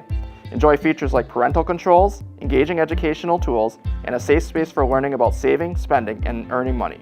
Empower your child with financial wisdom. Sign up for a free Greenlight account today.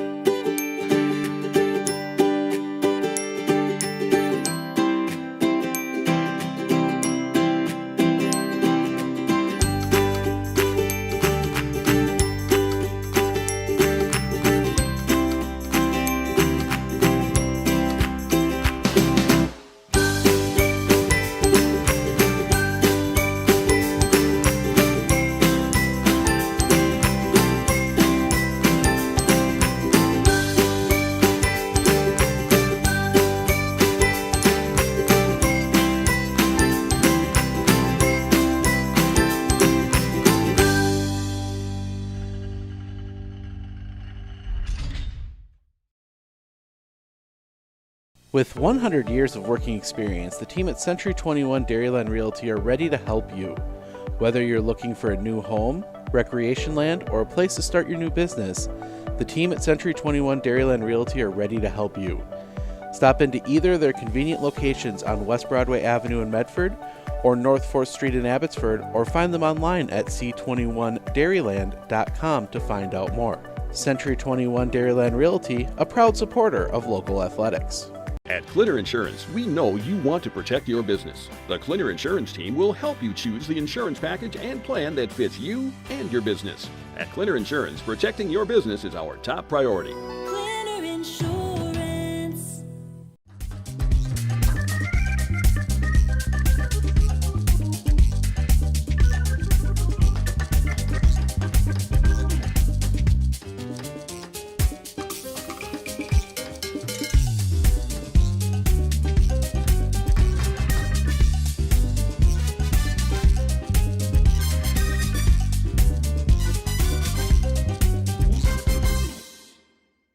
RVA has helped me learn by giving me more hands-on activities. I can watch his writing develop. He has confidence to ask questions of his teachers if he doesn't understand. He's composing his own schedule, which is a lot like what a young adult is going to need to learn how to do, and he's learning that at 11. My favorite part about being in the RVA is all the amazing clubs. I get on some clubs and then I realize that there are so many people like me.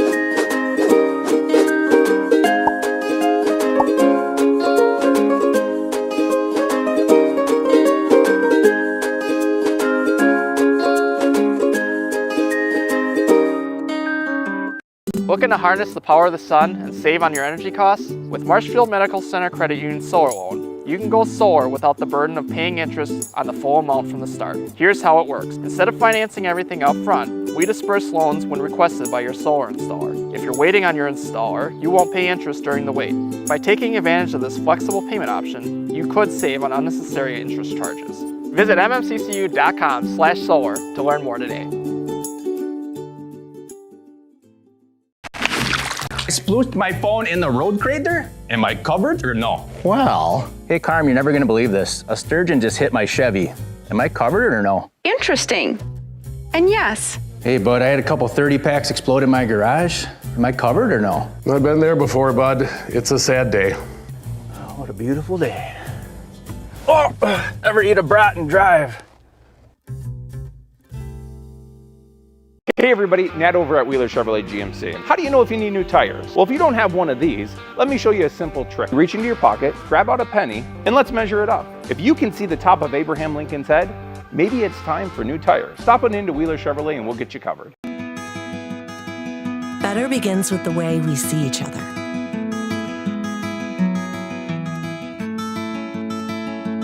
Better begins with the way we treat each other. Better begins with the way we care for each other. Better begins at Aspirus Health, bringing out the better in all of us.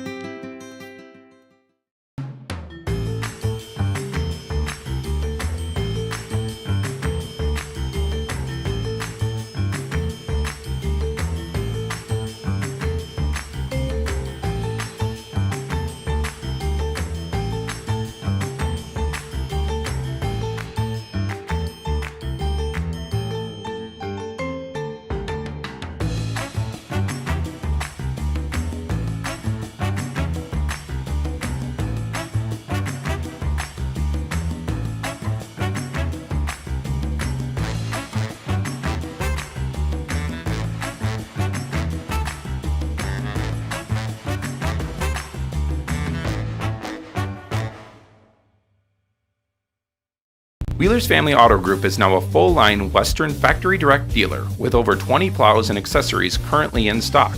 Whether it's a snow shovel for moving the light work or a 9-foot 6-inch poly V-plow, Wheeler's has got you covered. I absolutely feel that Tiger Lily is getting a great education with RVA. She is challenged and she's not bored. She enjoys her classwork. I love the teachers. The teachers are the best part. My teachers are very friendly and they're easy to reach out to when I need help with this. Alongside with Wade, Jaden off to my right. Now Wade, if Chad's not mistaken, we got ourselves a really tight ball game. Well, Chad, you're right. Very, very tight here. The big surprise of the evening has been the amount of passing.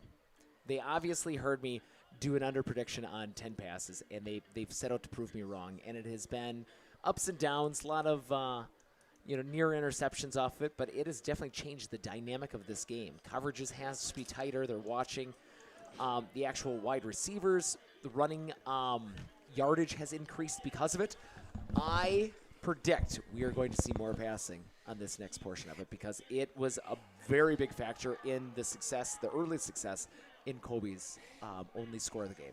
And that's what I was waiting for you to clarify. So when we talk about we're talking about the frequency of the passing, heavy passing on the Colby side. I think, or Chad thinks there's one pass on the Abbotsford side, correct? Yes, just one. So there is 8 on Colby's side, 1 on Abbotsford's side.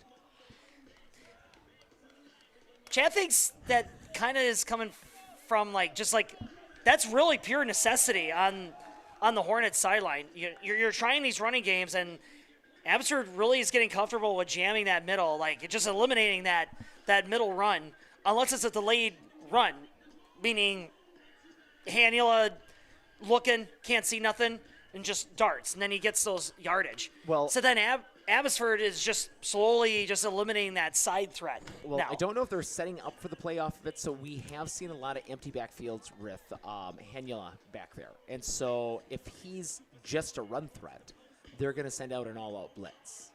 So they're looking for him to run around the sides. He's not going to run that ball up to the middle.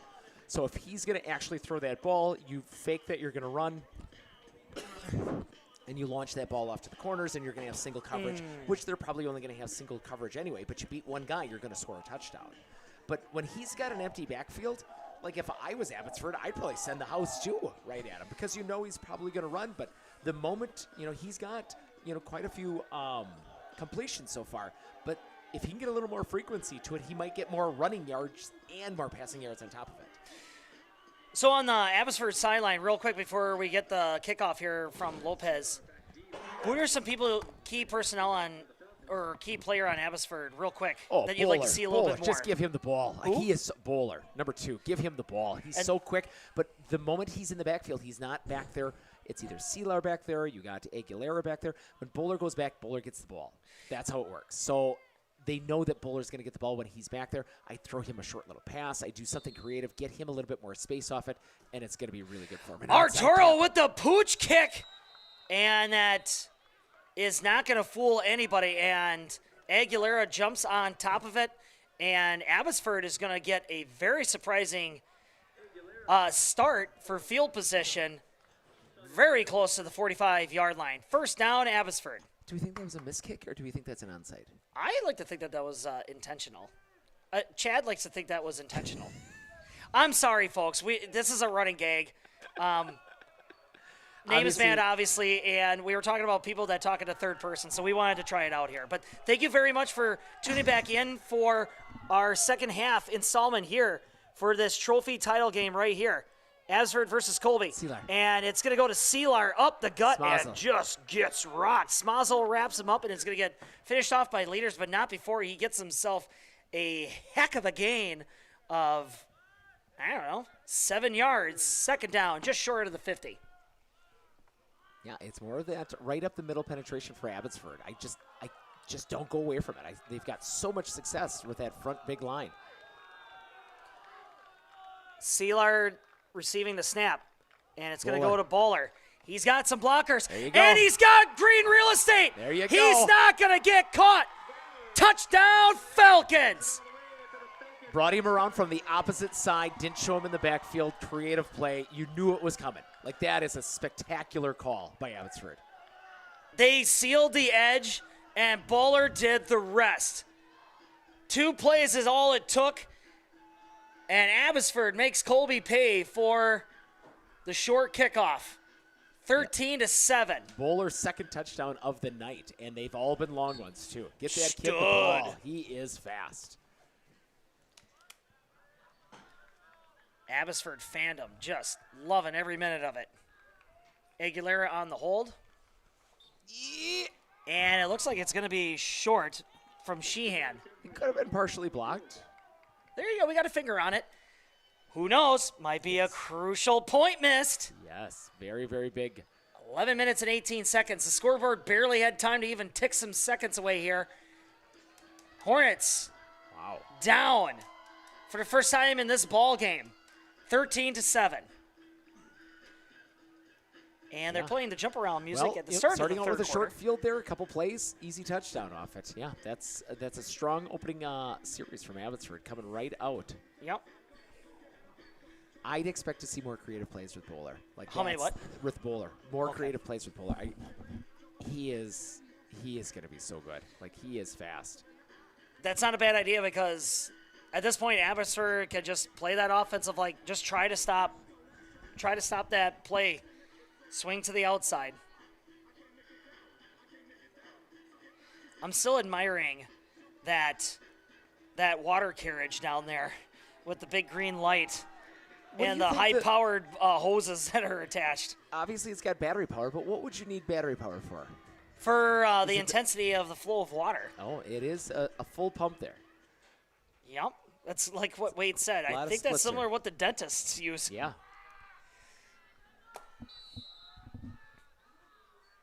Hanula and Haig back to receive. Aguilera set to kick it off. Falcons with their first lead of the ball game.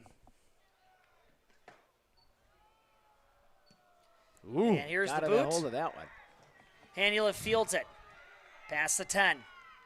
Waiting for some blockers and not going to find any. And finally gets tackled by Bowler and company. And they're going to wrestle him down to a stop on the other side of the 25-yard line. First down and 10, Colby. So on the Colby sideline, real quick, Wade. Yep. What player do the Hornets need to see more? So, Hanula's had the heavy of the workload here off it. Give him some more backfield off it. We have been throwing to Geiger off it. We've got a couple completions out to the sides off here. We're going to need to either get Haig or Geiger more involved into this game so they get a few more touches. Here's the snap and fake handoff to Geiger and goes to Hanula instead.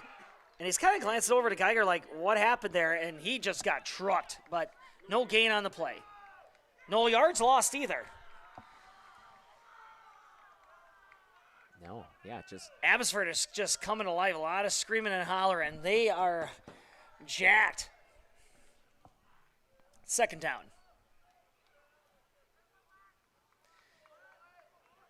Geiger had the ball, and then Hanula held onto it, and it looked like there was a little bit of miscommunication. He came off looking awful confused there. I wonder if it was actually supposed to be a handoff.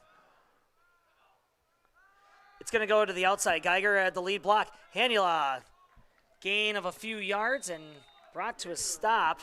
He's lucky he held onto that ball. That ball almost came out there at the very end. Scampers for a third down and manageable for the Hornets. Yeah, that's easily a 6-yard run there? Easily. Ball going to be spotted around like the 34, 33-yard line. Hornets need to pick up a few here. And it's going to go to Haig. Off tackle. Swings it up the middle, and nice spin move. Nice stop there. Who knows? Abbotsford probably could have saved a much larger gain there, but the Hornets going to pick up first down. Colby. Who's on the tackle there, Wayne? So I missed the tackle there because I was watching Haig off there. Well, I was honest. I know. I'm sorry about that. But every time Haig does come into the backfield, we've seen him take the ball off it. So Geiger has been the pass coverage player off it. And so I expect Abbotsford to kind of key in on Haig when he's been in that backfield because Colby's regular is Geiger. Geiger in the backfield. Nunez is going in motion, and Hanula's going to keep it. Tucks it back into the inside. Tackled by Lujan. Gain of about 2 yards-ish. Second down. I guess 3 yards. Whatever the scoreboard says over there. Just confirming. We're all guessing at this point, right? It's not a great. Here comes that whole right? ball placement again from Wade. I don't know. He said 2. I thought 3. Like, nobody's going to know. Like, we're measuring, very inaccurate. He is so bitter. Why don't we have lasers? There should be lasers. Why even have the lines? Right. You got 2 wideouts. All right, so Haig's in the backfield. We're going to test the theory. Here's the Haig snap. with the ball. Haig up the middle, across the 50, brought to a grinding halt, at about the 51, 52-yard line. Bowler I'm or kidding, folks. They're around the 48, 49-yard line. Third down and manageable-ish to go. Pluckerman on the tackle. Pluckerman coming with the stop. Actually, sorry, folks, that's the 45. Jeez. My eyes are like going crossed up here. I think it's the evening. There are very bright lights here for some reason. Yeah, those lines got thrown off. My apologies there. So they're still in their own territory. Looking to get that first down marker on the other side of the 50-yard line. Here's the snap. Haniel is going to call his own number and swings it to the outside and shoved out of bounds by quite a few people there. He had Bowler on the Pluckelman. initial push. What's that? Bowler on the initial push. And that's going to bring up fourth down. Probably loss of yardage, it looks like, on the play. Well, Hornets got a really tough spot right here. Do you punt or do you go for... This is about where they got the ball in 2 plays. They scored a touchdown off here. Granted, it is midfield. You are down by 7. It is on the third corner. Hornets are going to go for it. Oh, my goodness. Hanula to the outside. Stiff arm. Still on his feet. Dives for the first down marker. It's going to be close. That is going to be real, real close. He got clipped in midair, and he threw his body at it. Oh, he did not get a generous spot. Yeah, no joke. He's like, and hold on, let me move this forward a little bit. Man, that's a measurement. The yardage marker guy has moved it literally a dozen times. Well, that guy doesn't matter. It's the guy in the end. And here comes the chain gang. This might be the most amount of measurements I've seen in a long time. Well, this is the second one. Yeah, I know. What's the last time you remember seeing a measurement? It's going to be real close.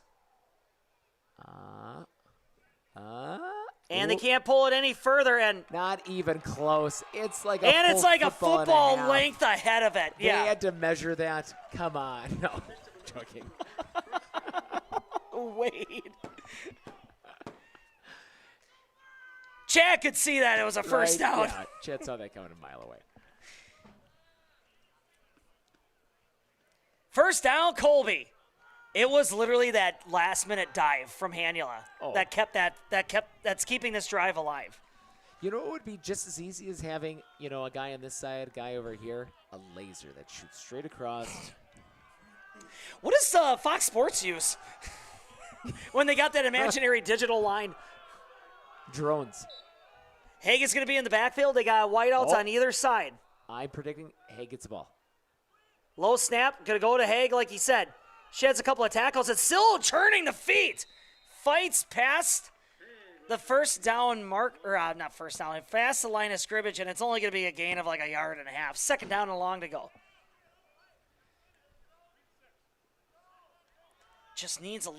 They need a little bit more push on that line. They're going to need some sort of trickery here. They are becoming very routine, if you're watching Abbotsford on defense, they are calling out the side that Colby is running to. You can hear that? No, just look. They're pointing in the direction that they're going to. Their offset blocker, they are running towards their offset blocker. Here's the snap. Low snap again. Hanula going to swing it to the near sideline. Tries to duck it back in, and wow, sheds off some tacklers, and the whistle is blown. Grab there. You had Aguilera. You had Sitsoon out there. Yeah. Third down. Gain of a few. They got third down and long to go. They're in Falcon territory. Ball just short of the 45-yard marker. You're facing a third down and long. What do you dial up? Pass? Let's throw the ball. It's default answer, pass. I'm guessing Haig. Oh, it's a pass. There you go.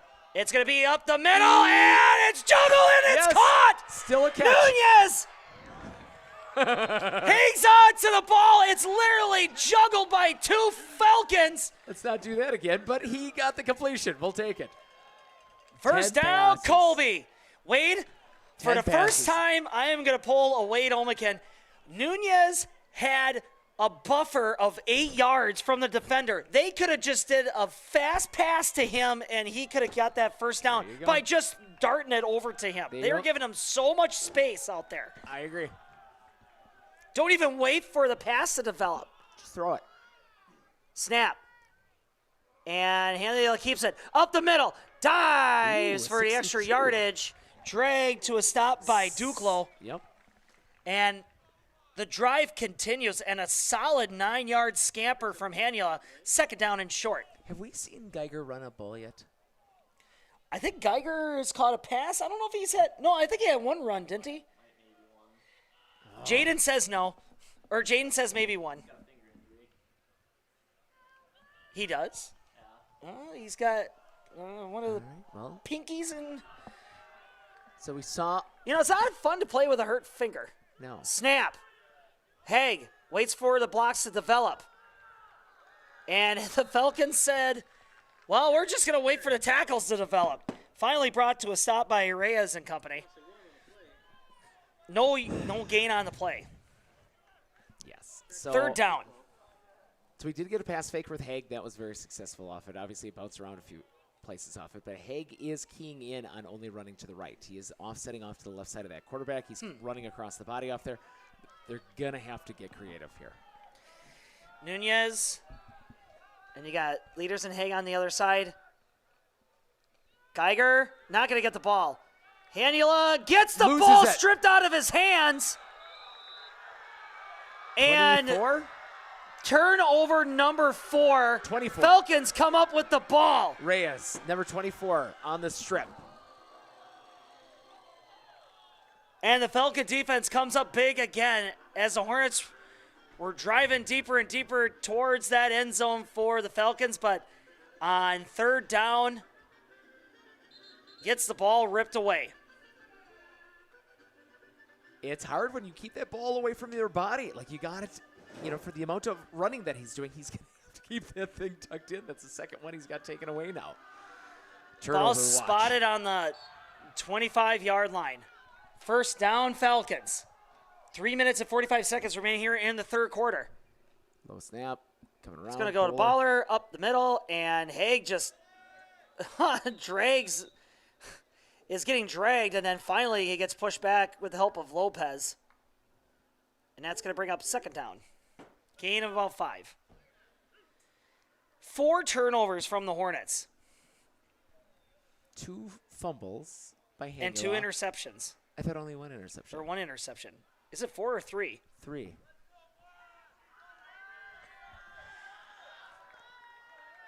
Well, what do you think, folks? We're calling the game, but we don't know if it was 3 or 4. I think there's 3 turnovers, not 4. Okay, at least 3 turnovers here. Snap. 24. Ooh. And hard running here. Still on his feet, and then finally gets finished off by Nunez. Nunez got the initial one, went on for the ride, and his hand got caught. Still shaking it off. And that's going to be a first down for the Falcons. He might Time is going to keep ticking away here. We're past 3 minutes. 13-7. Falcons are still in the lead. 2 minutes. Yeah, Nunez is still shaking off that tackle.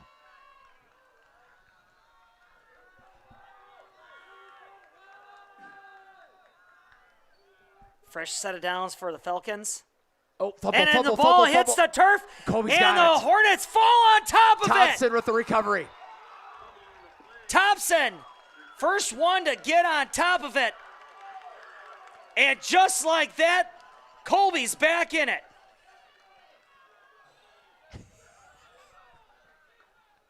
I like how fumble recovery on defense. Most of them just stay out there. All right, I'm on offense too. I'm just gonna say that. Hardly any personnel change. They're like, yeah, oh, yeah. Well, I guess we'll be on this side. Okay. I guess we gotta go back to work here. All right. First down, Colby. Ball's gonna linger somewhere between that 30-35 yard line. Haig off to his left. It's gonna go to Haig. Up the middle. Out to There the you outside. go. Up the sidelines. He's got a chance. It's a foot race. Into the Man, end is he zone. quick. Touchdown, Colby.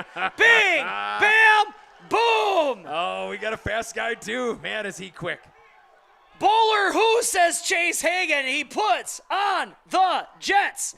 And all of a sudden, we got ourselves a tie ball game. And Colby makes Abbotsford pay after that turnover. Here you go. This is the point right here. This is big. The extra points. Wade's really emphasizing this kick right here. Oh my goodness, oh my goodness. Good. The hold is good, and it's up, and it's through the uprights. Lopez, man, he blocks, he kicks, he dices, he slices. And it is good. 2 minutes and 17 seconds remaining in the third quarter. It just got a heck of a lot more interesting, folks. Hornets take back the lead, 14.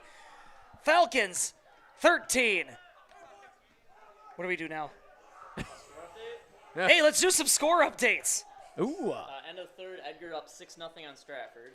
Edgar is up ahead at the end of the third quarter against Stratford, 6-0. Stratford fans sweating profusely. What other kind of scores do we have? Oh, man, Jaden invited this score update, but really only had one loaded. Well, he did say scores update. That's what I mean. Score I update. was thinking plural. Oh, Jaden, we love you. Well, kind of. Greenwood Loyal is up 42-0 on Neilsville Granton. How much is it? 42-0.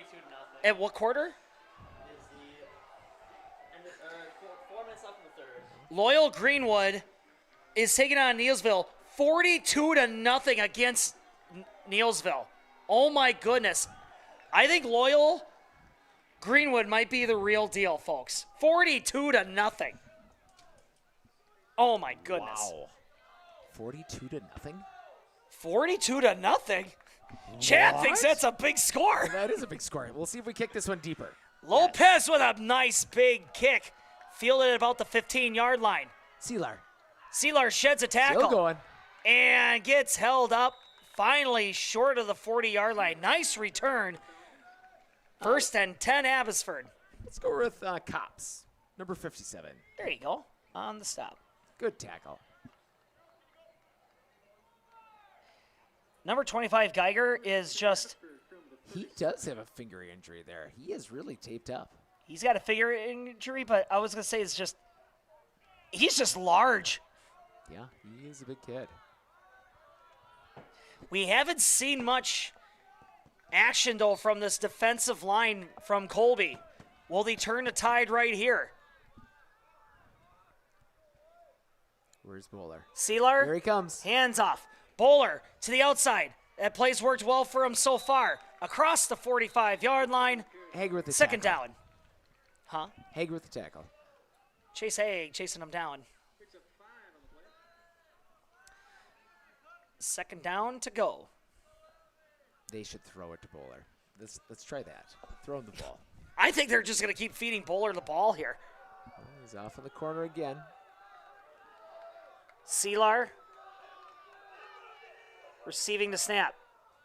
Low snap. Drops back to pass. Fires it over to Bowler and incomplete. And he had wide open space and only Handula to deal with, and it goes incomplete. That is the right option, though. Throw it to Bowler. That's what I would have did. That is And a Wade great literally option. just said that. Yeah, that's once again. Abbotsford trying to do some trickery right there to throw the Falcons, the Hornets. That is a good call. Throw them I off a love little that bit. Call. Now you got an interesting third down and manageable here. Do it, like literally just do it again. Get a little more height underneath that ball. And it's going to be Sealer up the middle. Lowers the shoulder at the 50. Handula brings him to a stop, and I think that should be more than enough to pick up the first down. I don't know. It's pretty close to the line here. They Wow. might have to measure this one, too. Nope. They are just going to Oh, come on. The chain is right there, guys. Come on. First it was even down, close to the Falcons. chain.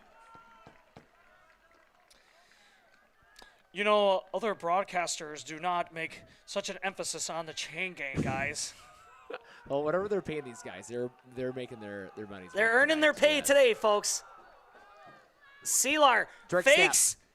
24. the snap, and it There went you to go. Reyes past the 40, dragged to a stop by Handula, and that's probably going to be another first down for Abbotsford. No, Leaders tackled him. 7. What's that? 7 tackled him. Leaders Oh. got him. Leaders on the stop. What do you want? You want money? Go ask Chad. Chad ain't got no money. Here, you can have $7. I wanted a 20. Okay, fine. Abbotsford Here you go. underneath snap here. It's going to be first down, and it's going to go to Pluckelman, and he's fouls still some blockers dancing. and Geiger got him. runs out of room, and Geiger finally with a big tackle. And I don't know if there was any gain on the play. Short gain. That much. Second down and long. And they're going to let this one tick down. And we're going to go into the fourth quarter. 3 quarters in, 1 to go. In the 6th matchup, Colby versus Abbotsford. Battle of the Can. 1 quarter to go. We're going to take a quick commercial break. Don't go anywhere. 14 for Colby, 13 for Abbotsford.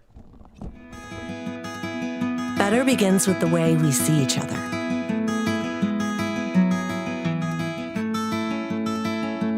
Better begins with the way we treat each other. Better begins with the way we care for each other. Better begins at Aspirus Health. Bringing out the better in all of us. Hey everybody, Nat over at Wheeler Chevrolet GMC. Did you know that your vehicle has 2 different air filters? An engine air filter and a cabin air filter. When should you change them? This one 30 to 40,000 miles? This one half. Have you changed your air filter lately? Breathe easy, Wheeler's has got you covered. Hey everybody, Nat over at Wheeler Chevrolet GMC, and we're now celebrating 60 years in business, serving the areas of Marshfield, Medford, Merrill, Abbotsford, Wisconsin Rapids, and Coloma, where we have both new and used vehicles. We look forward to earning your business.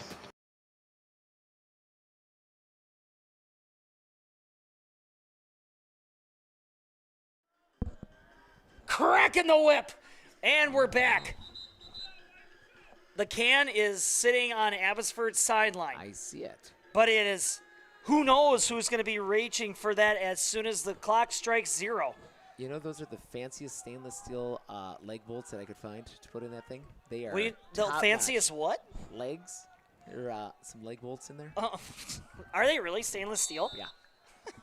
He spared no expense, I folks. did. I didn't want any rust. I get yelled at for that.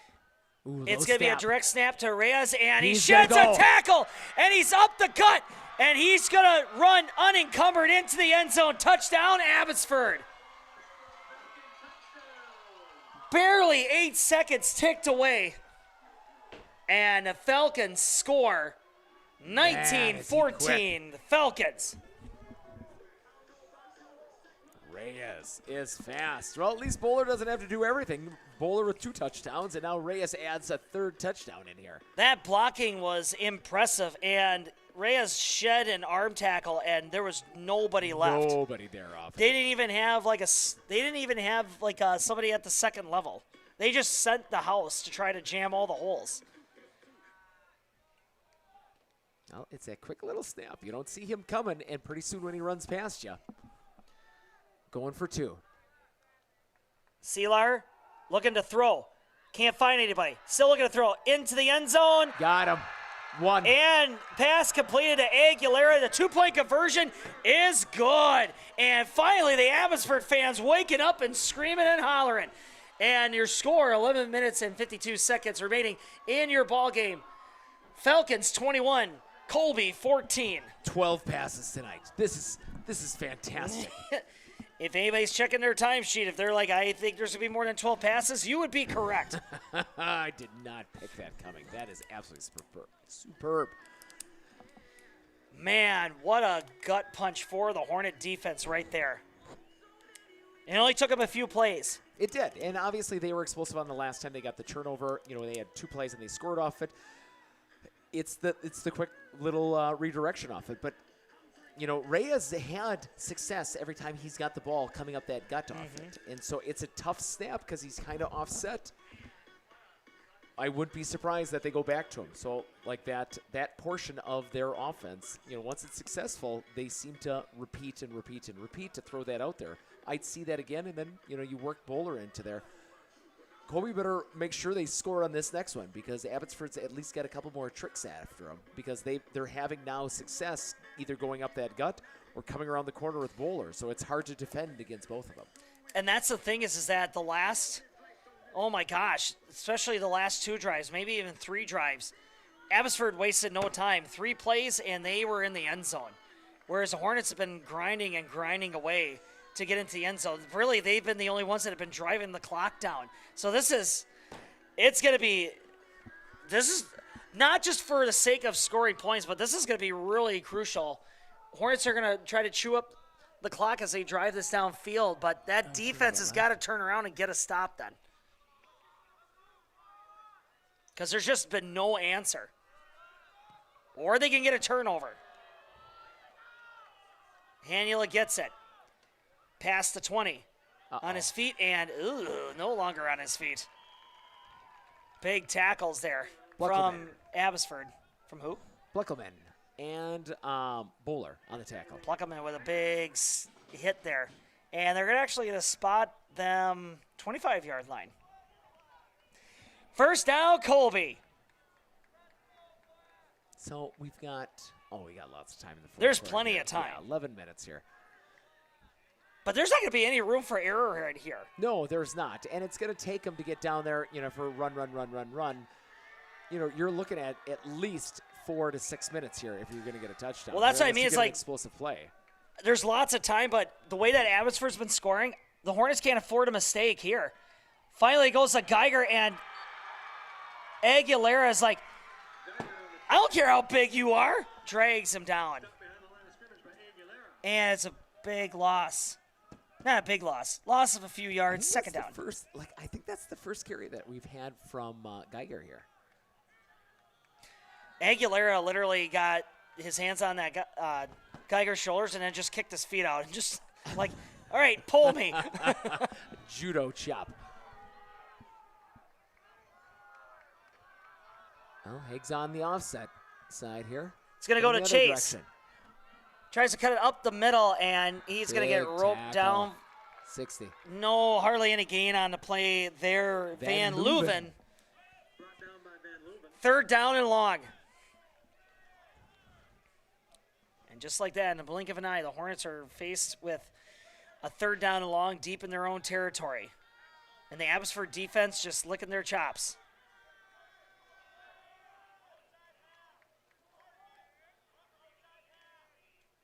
All right, let's see what they got dialed up here.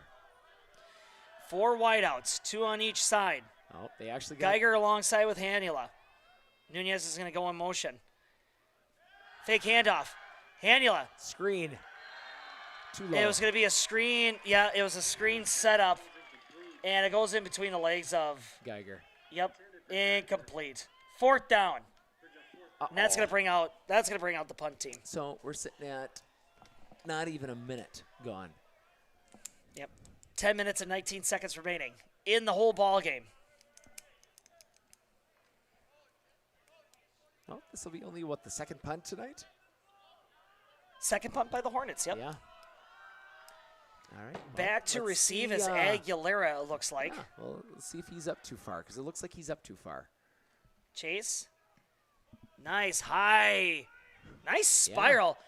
Oh, actually, it was Bowler back to receive. Sorry about that. And fielded at the 39-yard line by Hanula.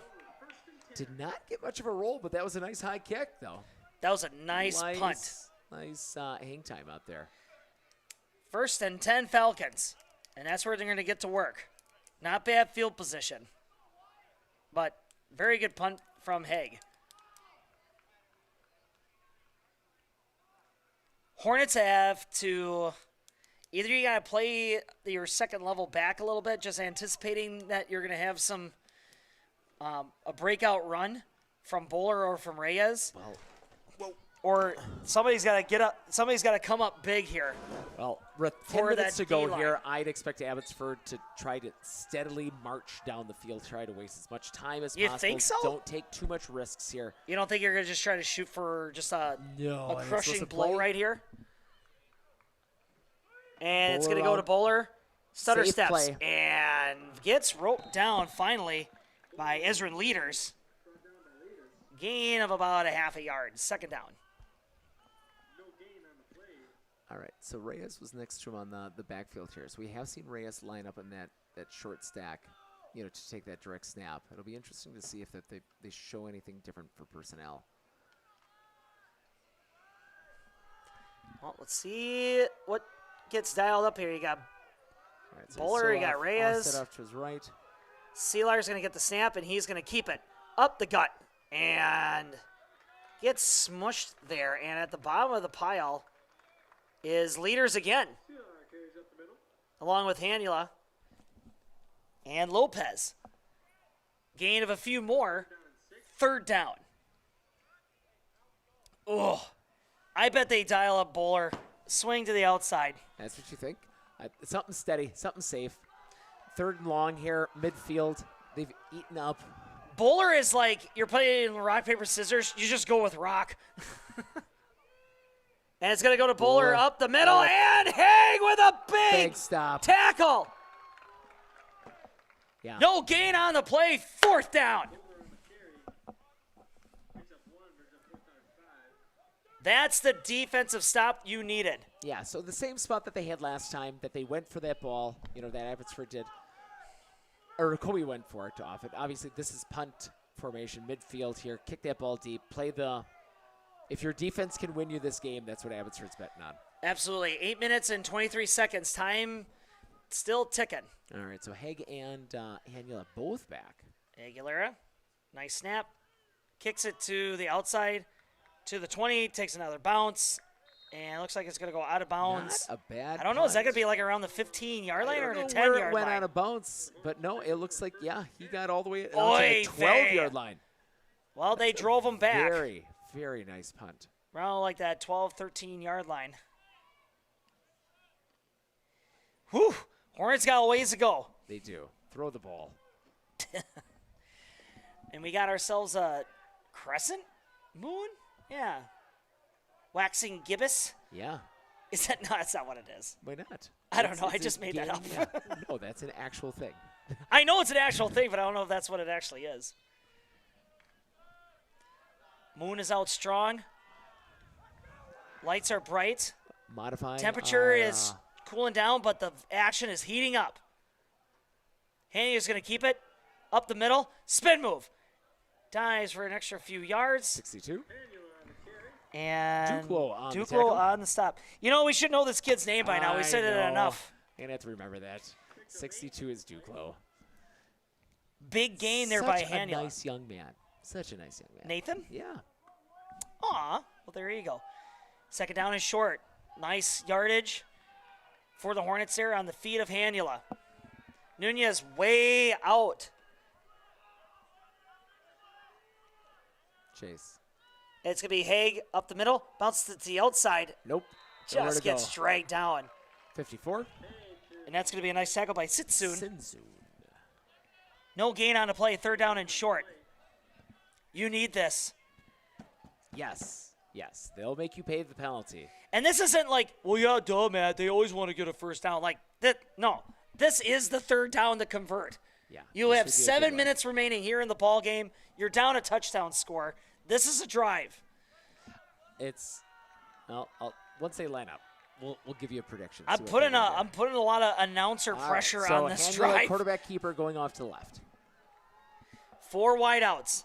Third down and short. Hanula still running. Dives there for that 30. What is that? 25-yard line? Yeah. And he's going to pick up the first down. And the drive continues for the Hornets.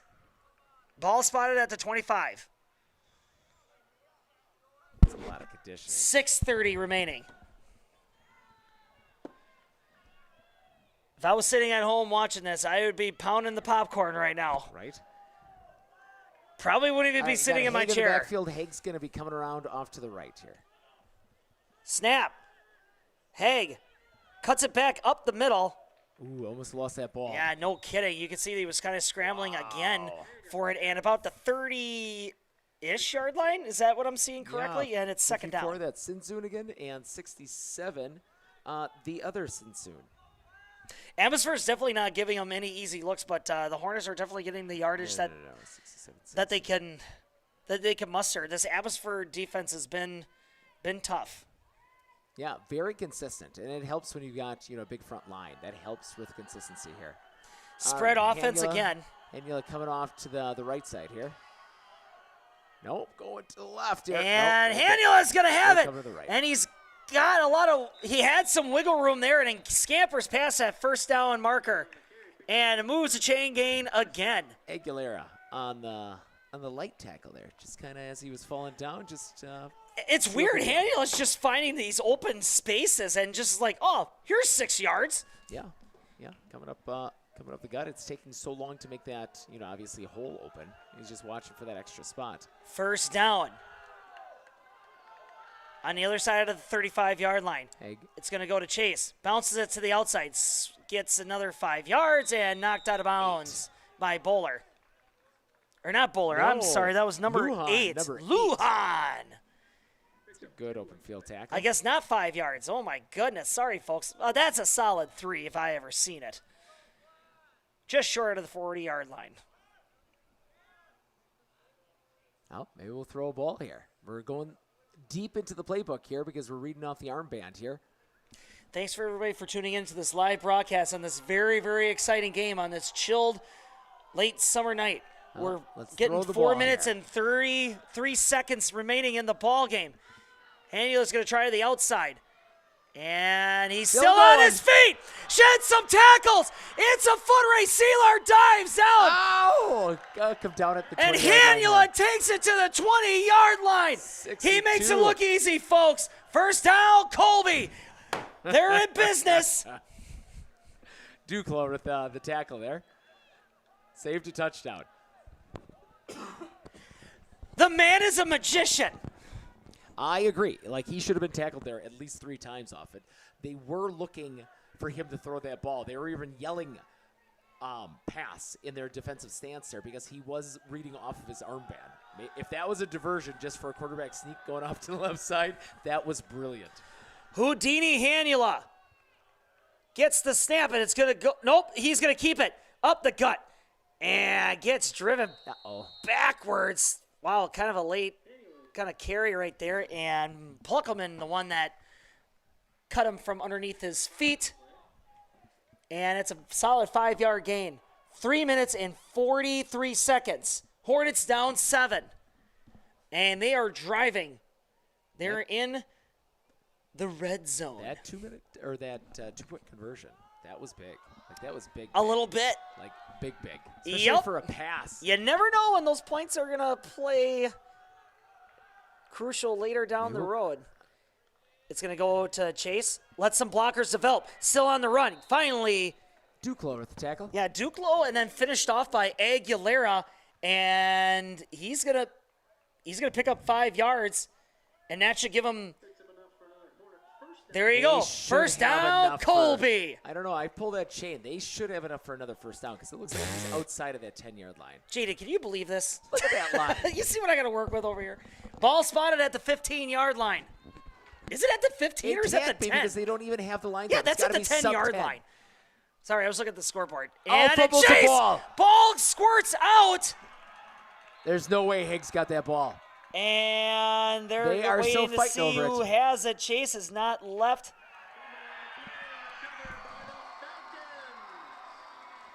Ball recovered by the Falcons.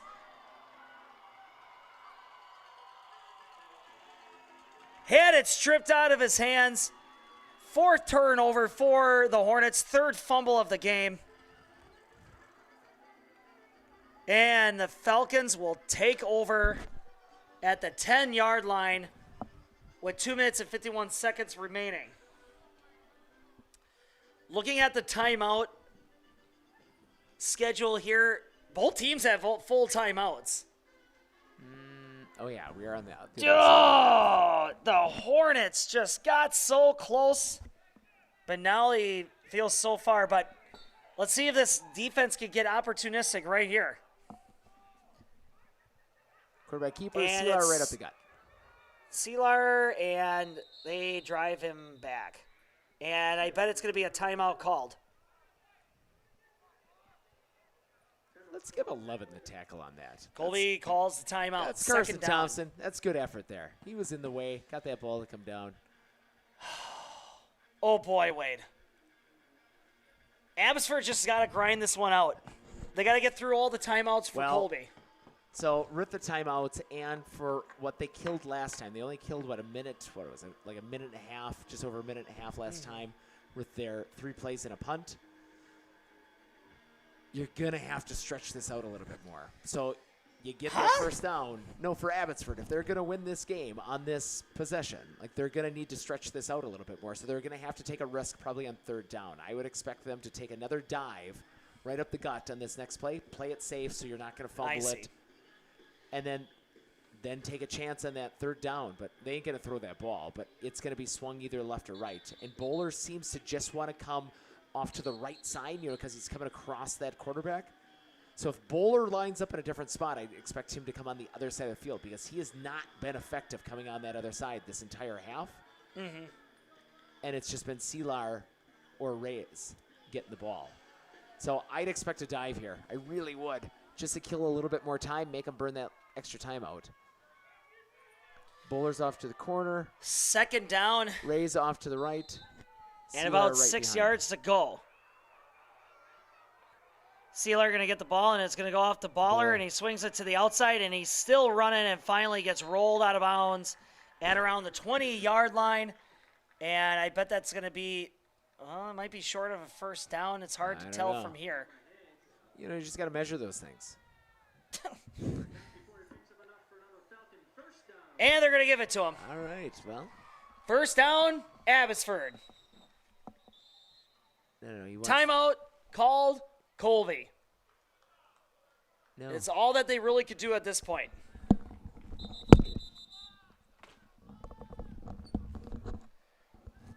Yep, it's all they can do to try to see if they can stop this. So that should be 1 timeout left. Scoreboard says 2, but it should be 1 timeout left. Yes.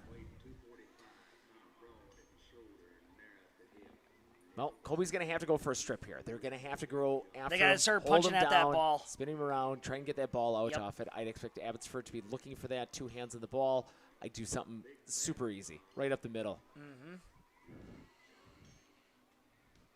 Do you throw caution at the wind to try to get that ball with the risk of giving up a big play? So we know who it's going to go. It's going to go to either Reyes, Bowler, or Sealar off. I think it's going to go to make Bowler. a dive. Reyes is going to make a dive. Bowler's the only one coming across. So if you're going to get the ball on a strip, it's going to have to go to Bowler, and you're going to have somebody on your left side coming across directly at him. Grab him, strip him. Mm-hmm. Because you ain't going to catch Bowler from behind to strip him. He ain't going to get surprised. He's coming too quick. Ball's going to be spotted at the 20-yard line, and they got to get to the 30 for the 1st down. And the scoreboard decided to quit on the game, and they still think the ball's spotted at the 10.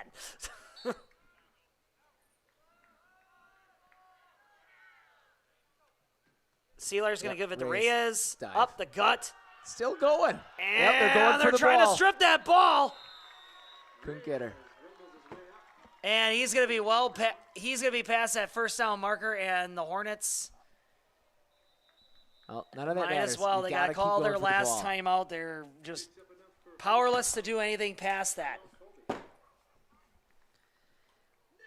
Hanula was doing his darndest to try to get that ball stripped. He needs somebody else in there with him. Like, you're not going to slow him down, losing your Even feet. if you were one dude holds him up and the other guy That's just exactly right. just punches that thing out.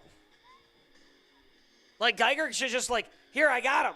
Yeah, but Geiger's got the hurt finger. Don't stick Geiger's, Well, bad he would hand hold in him. there. I'm saying just holds him up. Everybody's going to have to crash towards the ball and then just try and get that ball out. And they're looking for it, so he's going to have an extra grip on it. He's going to have 2 hands on it. It's going to be tough to do. I can't remember if Abbotsford, they had a fumble. Yes, they had a fumble. Yes. And then we've had an interception and 3 fumbles. Yeah, that's too many. tough. You think? That's But with 4 turnovers to 1 turnover to be only a touchdown off, that's not too bad. It's not, but at the same time, two of those turnovers happened within the 20. Sealar Reyes bowls his way, gets right Safely across. dives forward. Right about the 35.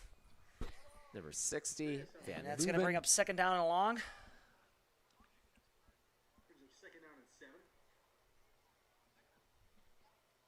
All right. They're like, same play. And it's gone really quiet. I think you'd think the anticipation would be brewing, but I think nobody is. Well, with second down and there's 30 seconds, he should be able to just kneel this. Yeah, right? Yeah. Jaden? Think a couple of kneel downs? Colby doesn't have any more timeouts. Be close. Yeah. Second, then Try to leave third. 10 seconds on the clock only, though, so yeah. Whoa, Abbotsford takes a timeout. Well, before they got to delay a game. Still, though. Take the delay. Yeah, but you're going to punt it. Then you don't, like, less chance of getting them for a Second return. down. But it's second, going into third. You don't lose it down 30 on seconds. that, right? It's just second down and longer. Correct.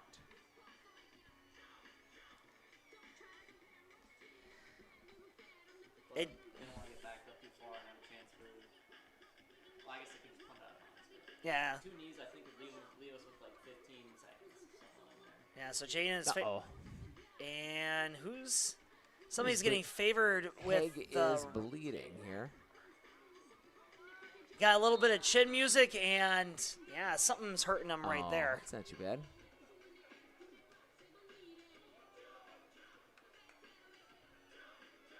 One night, we don't have the trainer here. So here we go. It's second down.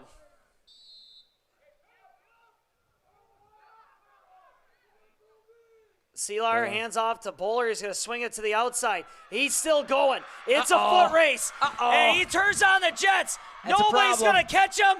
10, 5, and that's probably going to be ball game. 1 minute and 24 seconds remaining, and Abbotsford puts up 6, 27-14. Uh-oh.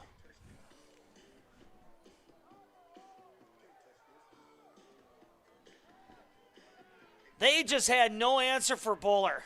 No, you don't catch him Third from behind. score of the game for him. Right? 3 touchdowns? 3 touchdowns for Bowler, 1 touchdown for Reyes for Abbotsford. And he is still cramping up, and they told him just lay down. Who is that? Isn't that Bowler? No, that's Aguilera. And it happens to be the kicking leg. Is he really the kicker? Uh-oh, it's more than a... I don't know No, if it's it's a more than a cramp. cramp. Yeah. They're like,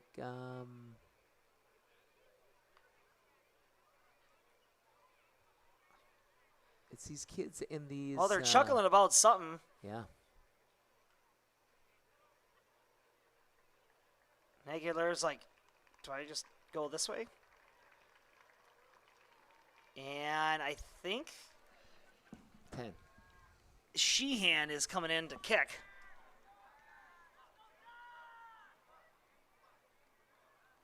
Sealar to hold. Oh, the kids love Sheeha. They're yelling his name from the stands here.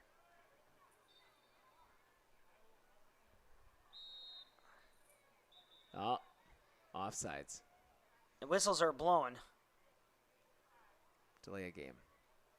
False And it's going start. to be a false start. From who? Number 13 he's pointing at. Full start, number 13.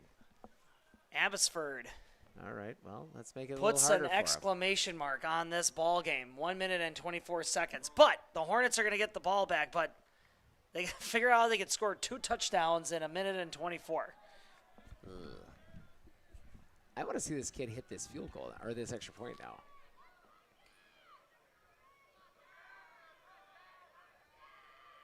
Snap.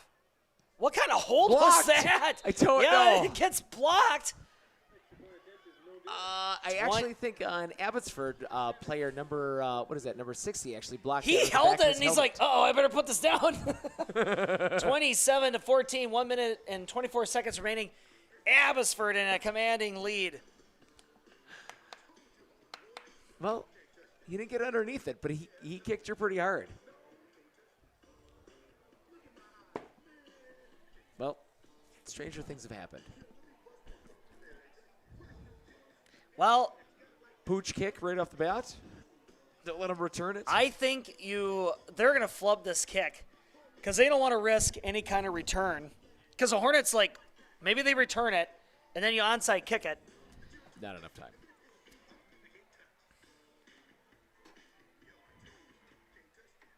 Well,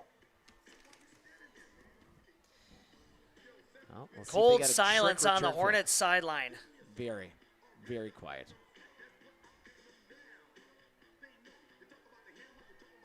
Man, you just don't hear MC Hammer enough on the radio nowadays. Yeah, it's like, wow, we'll dial that one up, and let's just keep playing that one. That's forever classic. Thank you. We happen to know the DJ who's picking songs from the, what is this, 80s? Well, did anybody tell him that it's the 21st century? Oh, man. Abbotsford getting set to kick it off here. Very little time. Very little time. I don't know. Do you squid kick this? You pooch it right in the middle? I think send it you deep? just dribble it over across there. You still get good field position off it, but we'll see. Because you got leaders in the middle there. They're going wide, waiting for the dribble kick. Maybe we're going to try and run this. Aguilera feeling Kick her better. deep. There you go. And he is going to kick it deep. I agree. To the 10. Haniela's got it. And he's going to fake the handoff. Jets it up into the middle and brought to a stop at the 25-yard line. Number 20. That's a good tackle. That was Caleb. Kalusa. Kalusa. Caleb.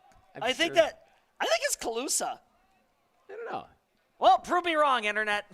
Caleb's had a bunch of good tackles. Very good very good. Jeremiah. Very good football player. You going to be ready? What's that? What's Cloud? You need another one? All right, hurry up. All right, Colby under center here. Can I get a battery ready here? Ooh, we got a new running back in here, number 12, Nunez. It's out of battery already. Nunez coming around the corner. Grabbed up very quickly here. Ripped down by number 72 from Abbotsford, Aguilera. Loss of 4 on the play here. Man, are you kidding me here? How much time is down left? here? Not much. You're looking at sub 1 minute, I would assume. Are you back in business? Taking their time here. Just there you go. You're back in business. finish this out. We got 46 seconds. This will probably be the last play. Oh, man. 43, 42. Time taken away. Abbotsford's got 2 timeouts. Like it really Take matters this for them. opportunity. 0 throw this timeout. ball. What's that? Throw this ball. There's nothing to lose here. Throw this ball deep. Yeah, you got. Take some extra shots. Let's throw this ball. There you go. Nice and wide. Let's throw a bomb here. You got single coverage, no safety. Kneeling it down. And they're going to kneel it down, and Colby's just going to say, you guys go ahead and you have it. And that is going to be ball game 14-13. The Falcons are going to claim back-to-back victories with the can. 3, 2, 1. 4 quarters in, 4 quarters out. This one is in the books. And the Falcons will once again hang on to the milk can. Defeating Colby with a final score of 27-14. Where is And I think what we're going to try to do is we're going to see if we can catch an interview down there, maybe? Is what I'm thinking. After Colby enjoyed years of dominance, now The pendulum has swung. Yeah, that's the what I was yin has about to become say. the yang. It's coming, what? The yin has become the yang. It is And now balancing out. there you go. And they're not going to go get the can? What are they doing? The can is already in possession. They are going to have a dance party. I guess they're not going to hoist it at all, huh? No, it's a TikTok. I guess.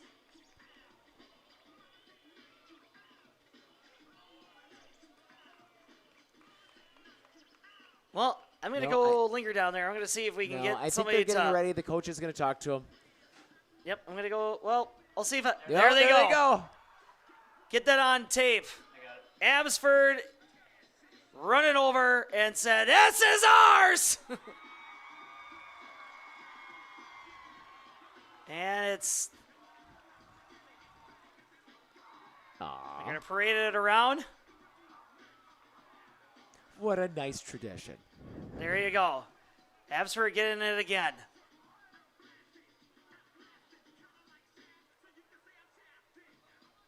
Well, I tell you what, folks. I don't know what Jane's going to do, but I'm going to wait for them to get. What are they doing?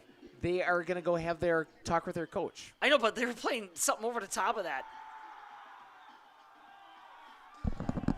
Jeremiah! Run over there. Go film them. Run. Go. Hurry. They dropped Run it. over there. I'm going to go see if I can get an interview. I'll be right back. All right. Good luck. Yeah, I got it. Jane, just get ready to whatever.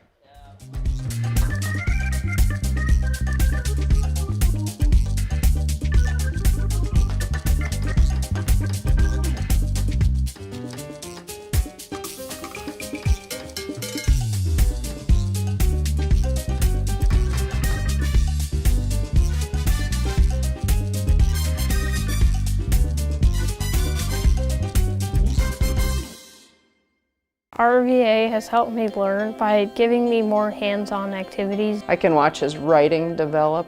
He has confidence to ask questions of his teachers if he doesn't understand. He's composing his own schedule, which is a lot like what a young adult is going to need to learn how to do, and he's learning that at 11. My favorite part about being in the RVA is all the amazing clubs. I get on some clubs and then I realize that there are so many people like me.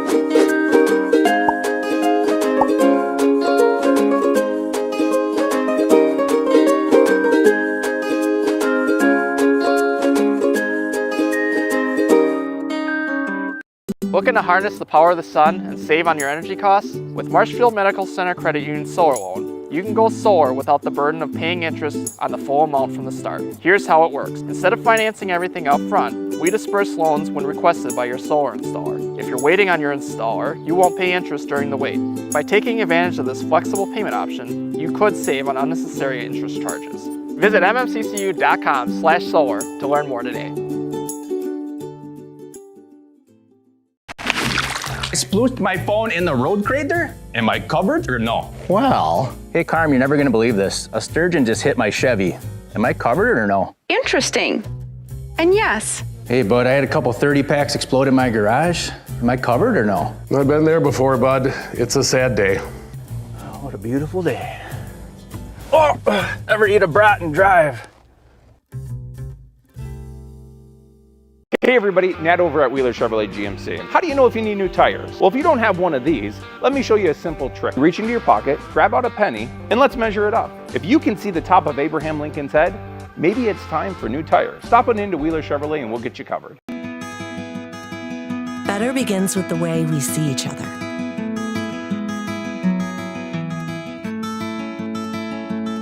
Better begins with the way we treat each other.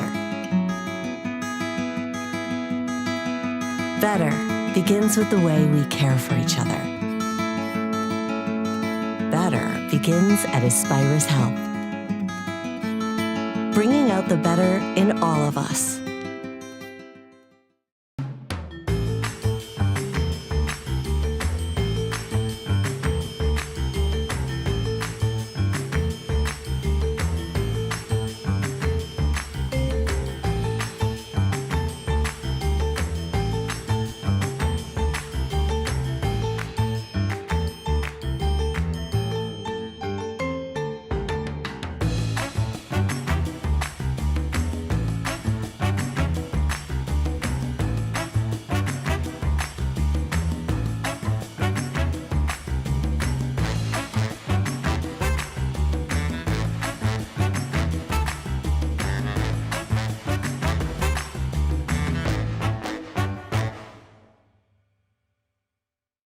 Wheeler's Family Auto Group is now a full-line Western factory direct dealer with over 20 plows and accessories currently in stock. Whether it's a snow shovel for moving the light work or a 9-foot 6-inch poly V-plow, Wheeler's has got you covered. I absolutely feel that Tiger Lily is getting a great education with RVA. She is challenged and she's not bored. She enjoys her classwork. I love the teachers. The teachers are the best part. My teachers are very friendly and they're easy to reach out to when I need help with an assignment. The teachers are always there when you need help. What I love about RVA is the flexibility first, but second is that Tiger Lily is so happy with this school, with her teachers, and with what she's learning. It's awesome. At Clinner Insurance, we know you want to protect your business. The Clinner Insurance team will help you choose the insurance package and plan that fits you and your business. At Clinner Insurance, protecting your business is our top priority. Clinner Insurance. Hey everybody, Nat over at Wheeler Chevrolet GMC, and we're now celebrating 60 years in business, serving the areas of Marshfield, Medford, Merrill, Abbotsford, Wisconsin Rapids, and Coloma, where we have both new and used vehicles. We look forward to earning your business.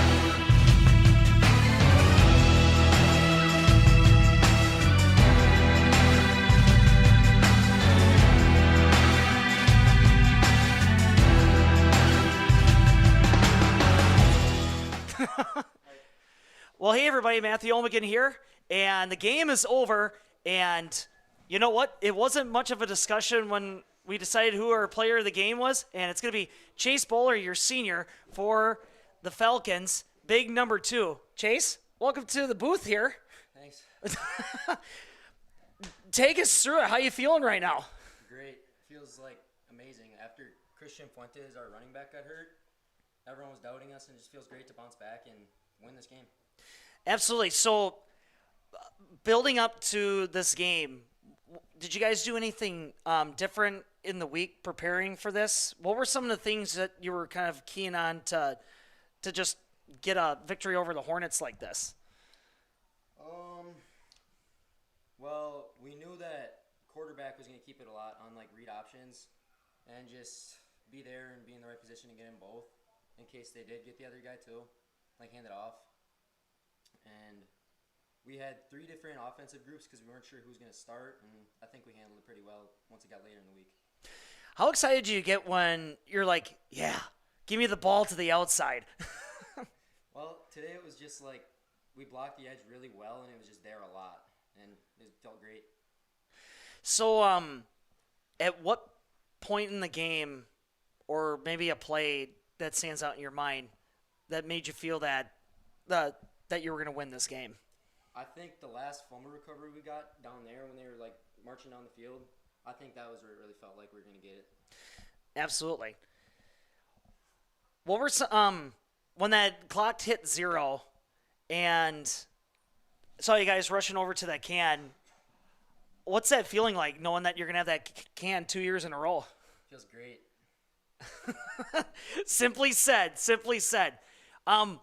Anything else you want to go through that game? Just like even on defense, like you said before, you were keying on Haniel. What were the other things that you guys were doing just to grind down the Hornets on offense? Offense, we like to run up the middle a lot, but it wasn't open as much. But our guards and tackles really stepped up this week, and our center too. I forgot to say that, but they all stepped up this week, our whole line, and we just ran it down the throat, kind of. Fantastic. All right, well, I'll let you get back to your team so you can celebrate. Last question for you. The game is over.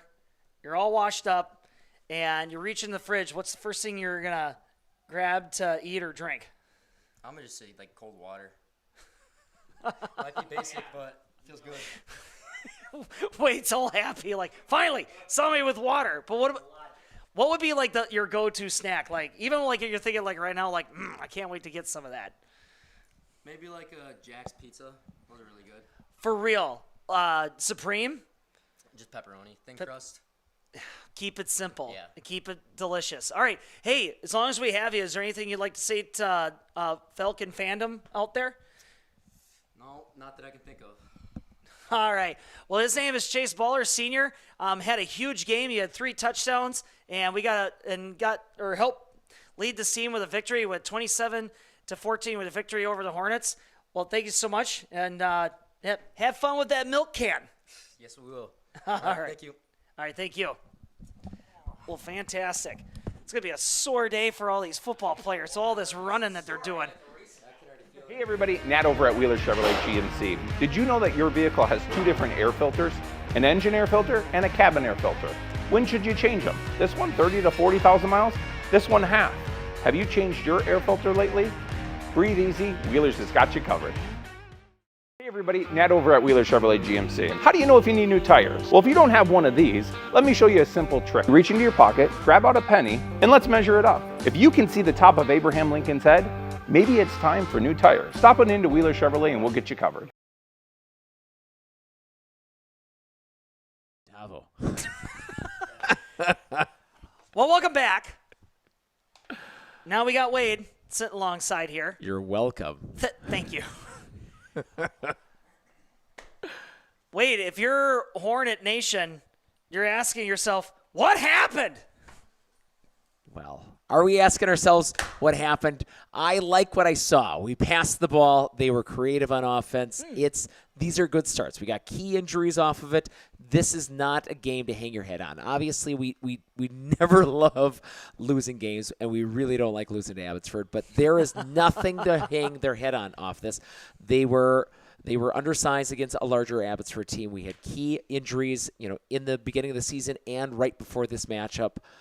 They did a spectacular job of mixing up what they had for personnel on offense and defense. And if you noticed, they were almost the same personnel. So those kids were exhausted off it. A few more key takeaways for Colby going forward. If this personnel stays, if we don't get some of those recoveries from some of those kids to come online off it, becoming a little bit more creative on what we're doing. Like they're going to. What do you mean by more creative? They're going to, Haniela's going to get. Not that we need him to get, but he's going to get hurt out there. Like he's taking all of the plays. He's tackling most of it. He's going to just get, pinched in the wrong direction off of it. So they need to take the load off it. Or find another with Geiger player. with his hand injury that you can see that he's all wrapped up. Don't give him the ball. He caught a ball off it, but I wouldn't be even putting him in the backfield off it if he isn't getting the ball, because when Geiger goes on in the backfield, they know that Haniel is going to run it. When they put Haig in the backfield, we know he's going to run it. When Haniel is back there by himself, we know he's going to run it, and we had 8 passes tonight from Colby off it. A little bit more diversity on that back, I think, is going to do him well, because the other team scouting him are going to watch this game off it. But they did a spectacular job with the personnel that they had tonight, because they were short-staffed. So I would not hang their heads at this loss, even though obviously we would like to have the can back. So now on the Abbotsford side, you had a game where you got kind of a shock to the system and got rocked by Loyal Greenwood, which, I mean, I'm guessing they have a shutout win against Neilsville, I think. Jane's not even listening. So you had that at the beginning of the season, and then you're leading up into this against Colby, who came off of a decent win against Stanley Boyd. But, man, they just played with a lot of confidence. They did. And having Bowler have the early success that he did off it, they gave the relief off of, because we saw the Sealar boy running quite a bit off it. We saw Reyes running a bit. And then with Bowler having that early success that he did, with those 2 touchdowns, and then we had a Reyes touchdown, and then we went right back to Bowler with the late touchdown that, didn't modify the game at all. But with that early success off it, that made Colby adjust their defense, and that made some key offensive movements that they had a little bit more success. And you even heard Bowler say that they weren't running well in the middle. They were running well in the middle. It's just they weren't running well in the middle until Bowler had his outside success. Right. They went right back to it. That's how Reyes got his touchdown, right up the gut on that short snap off it. And Colby didn't notice that he went from being offset on the right-hand side of the quarterback to being in front of him right off the line and get direct snaps. And every time he went up there, he got a direct snap, and he ran the ball right up the middle. He got good yardage on all of them, and he got a touchdown on one of them. They did a very nice job. We always would have liked to see a little bit more passes off it, but the coach called a very good game for Abbotsford tonight. They did a lot of key things right. And Bowler was their key instrument off it. His movement made Colby adjust what they were doing on defense. Mm-hmm. So obviously player of the game for you for Abbotsford, that would mean Bowler, Chase without a Bowler. chat. Oh yeah. Yep. And then on the Hornet side, who would be your Hornet hustler? So you got to give it to Hanula. Like you have to. Like literally threw his body out there. Like you 100% have to. Like he took most of the shots. He was in on most of the tackles on defense. Like he led in spirit and in both offense and defense tonight. Like you have to give it to him. Chase Haig had a great game. Obviously, he had a few fumbles. Colby had 4 turnovers there with one Hanula interception, and then a couple fumbles in there as well off it. But Haig, he's young. Like he's slightly undersized off it, but he's really fast, right? And he's going to get those. We're carrying the ball a little bit too wide. We made up. Hanula got to see that too. He's carrying the ball a little bit too wide. They'll fix those kind of small things, but they're a young team off it, but they've got a lot of potential going forward here. Well, there you go. I guess can rivalry. All of a sudden, it is a rivalry. Yeah, that's fantastic. And you knew it was going to yin and yang. You can't just, like the Bears-Packers rivalry for how many years it's been going. It goes in streaks. That's how it goes. The Bears had a run, then the Packers had a long run. And I think that's what Colby enjoyed for the longest time here is that they basically had they were driving the bus when it came to the milk can wins. But, yeah. Now it looks like it's Abbotsford's turn. Yeah, maybe we should get like a milk pitcher for the volleyball team. Colby versus Abbotsford. We actually play Abbotsford tomorrow. How about that?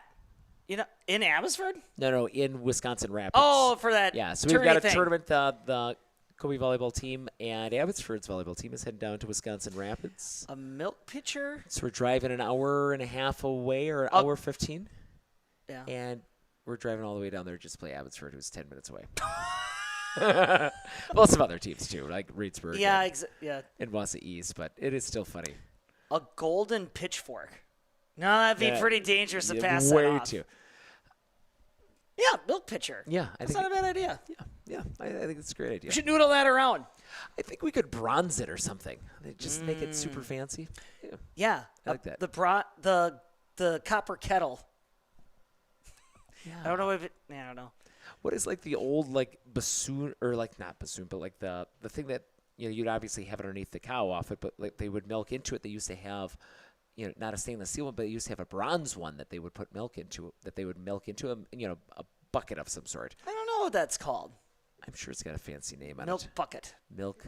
Actually, there you go. A milk bucket. We'll get a tin bucket from Fleet Farm, beat it up a little bit, spray paint it. Yeah. Now we're cooking with some gas. Yep, I like it. All right, well, if there's nothing else, thank you so much for tuning in to this live broadcast. Thank you to our Sports on Focus for giving us as a free live stream. So if you wanted to give generosity back of like, hey, this was great that it was free. Frequent some of those great sponsors that you saw on the commercials, or maybe you want to be a sponsor yourself so you can be part of the broadcasting fun for Friday Night Lights. So thanks to Jaden behind the camera. Thanks to Wade next to me. And I'm Matt, not Chad. Not Chad. And thank you to Matt, too, because he wouldn't want to thank himself because that would be weird. Ever. Good and job. that's going to be it for us. Stay tuned for next Friday as we're going to be somewhere. That's right. Amherst comes to C-Town is going to be the next installment, and that is going to be the Hornets Parrot Night. And guess what? There's going to be a halftime surprise. Not the Parents' Night thing. Parents' Night happens before the game, but there's going to be a halftime surprise.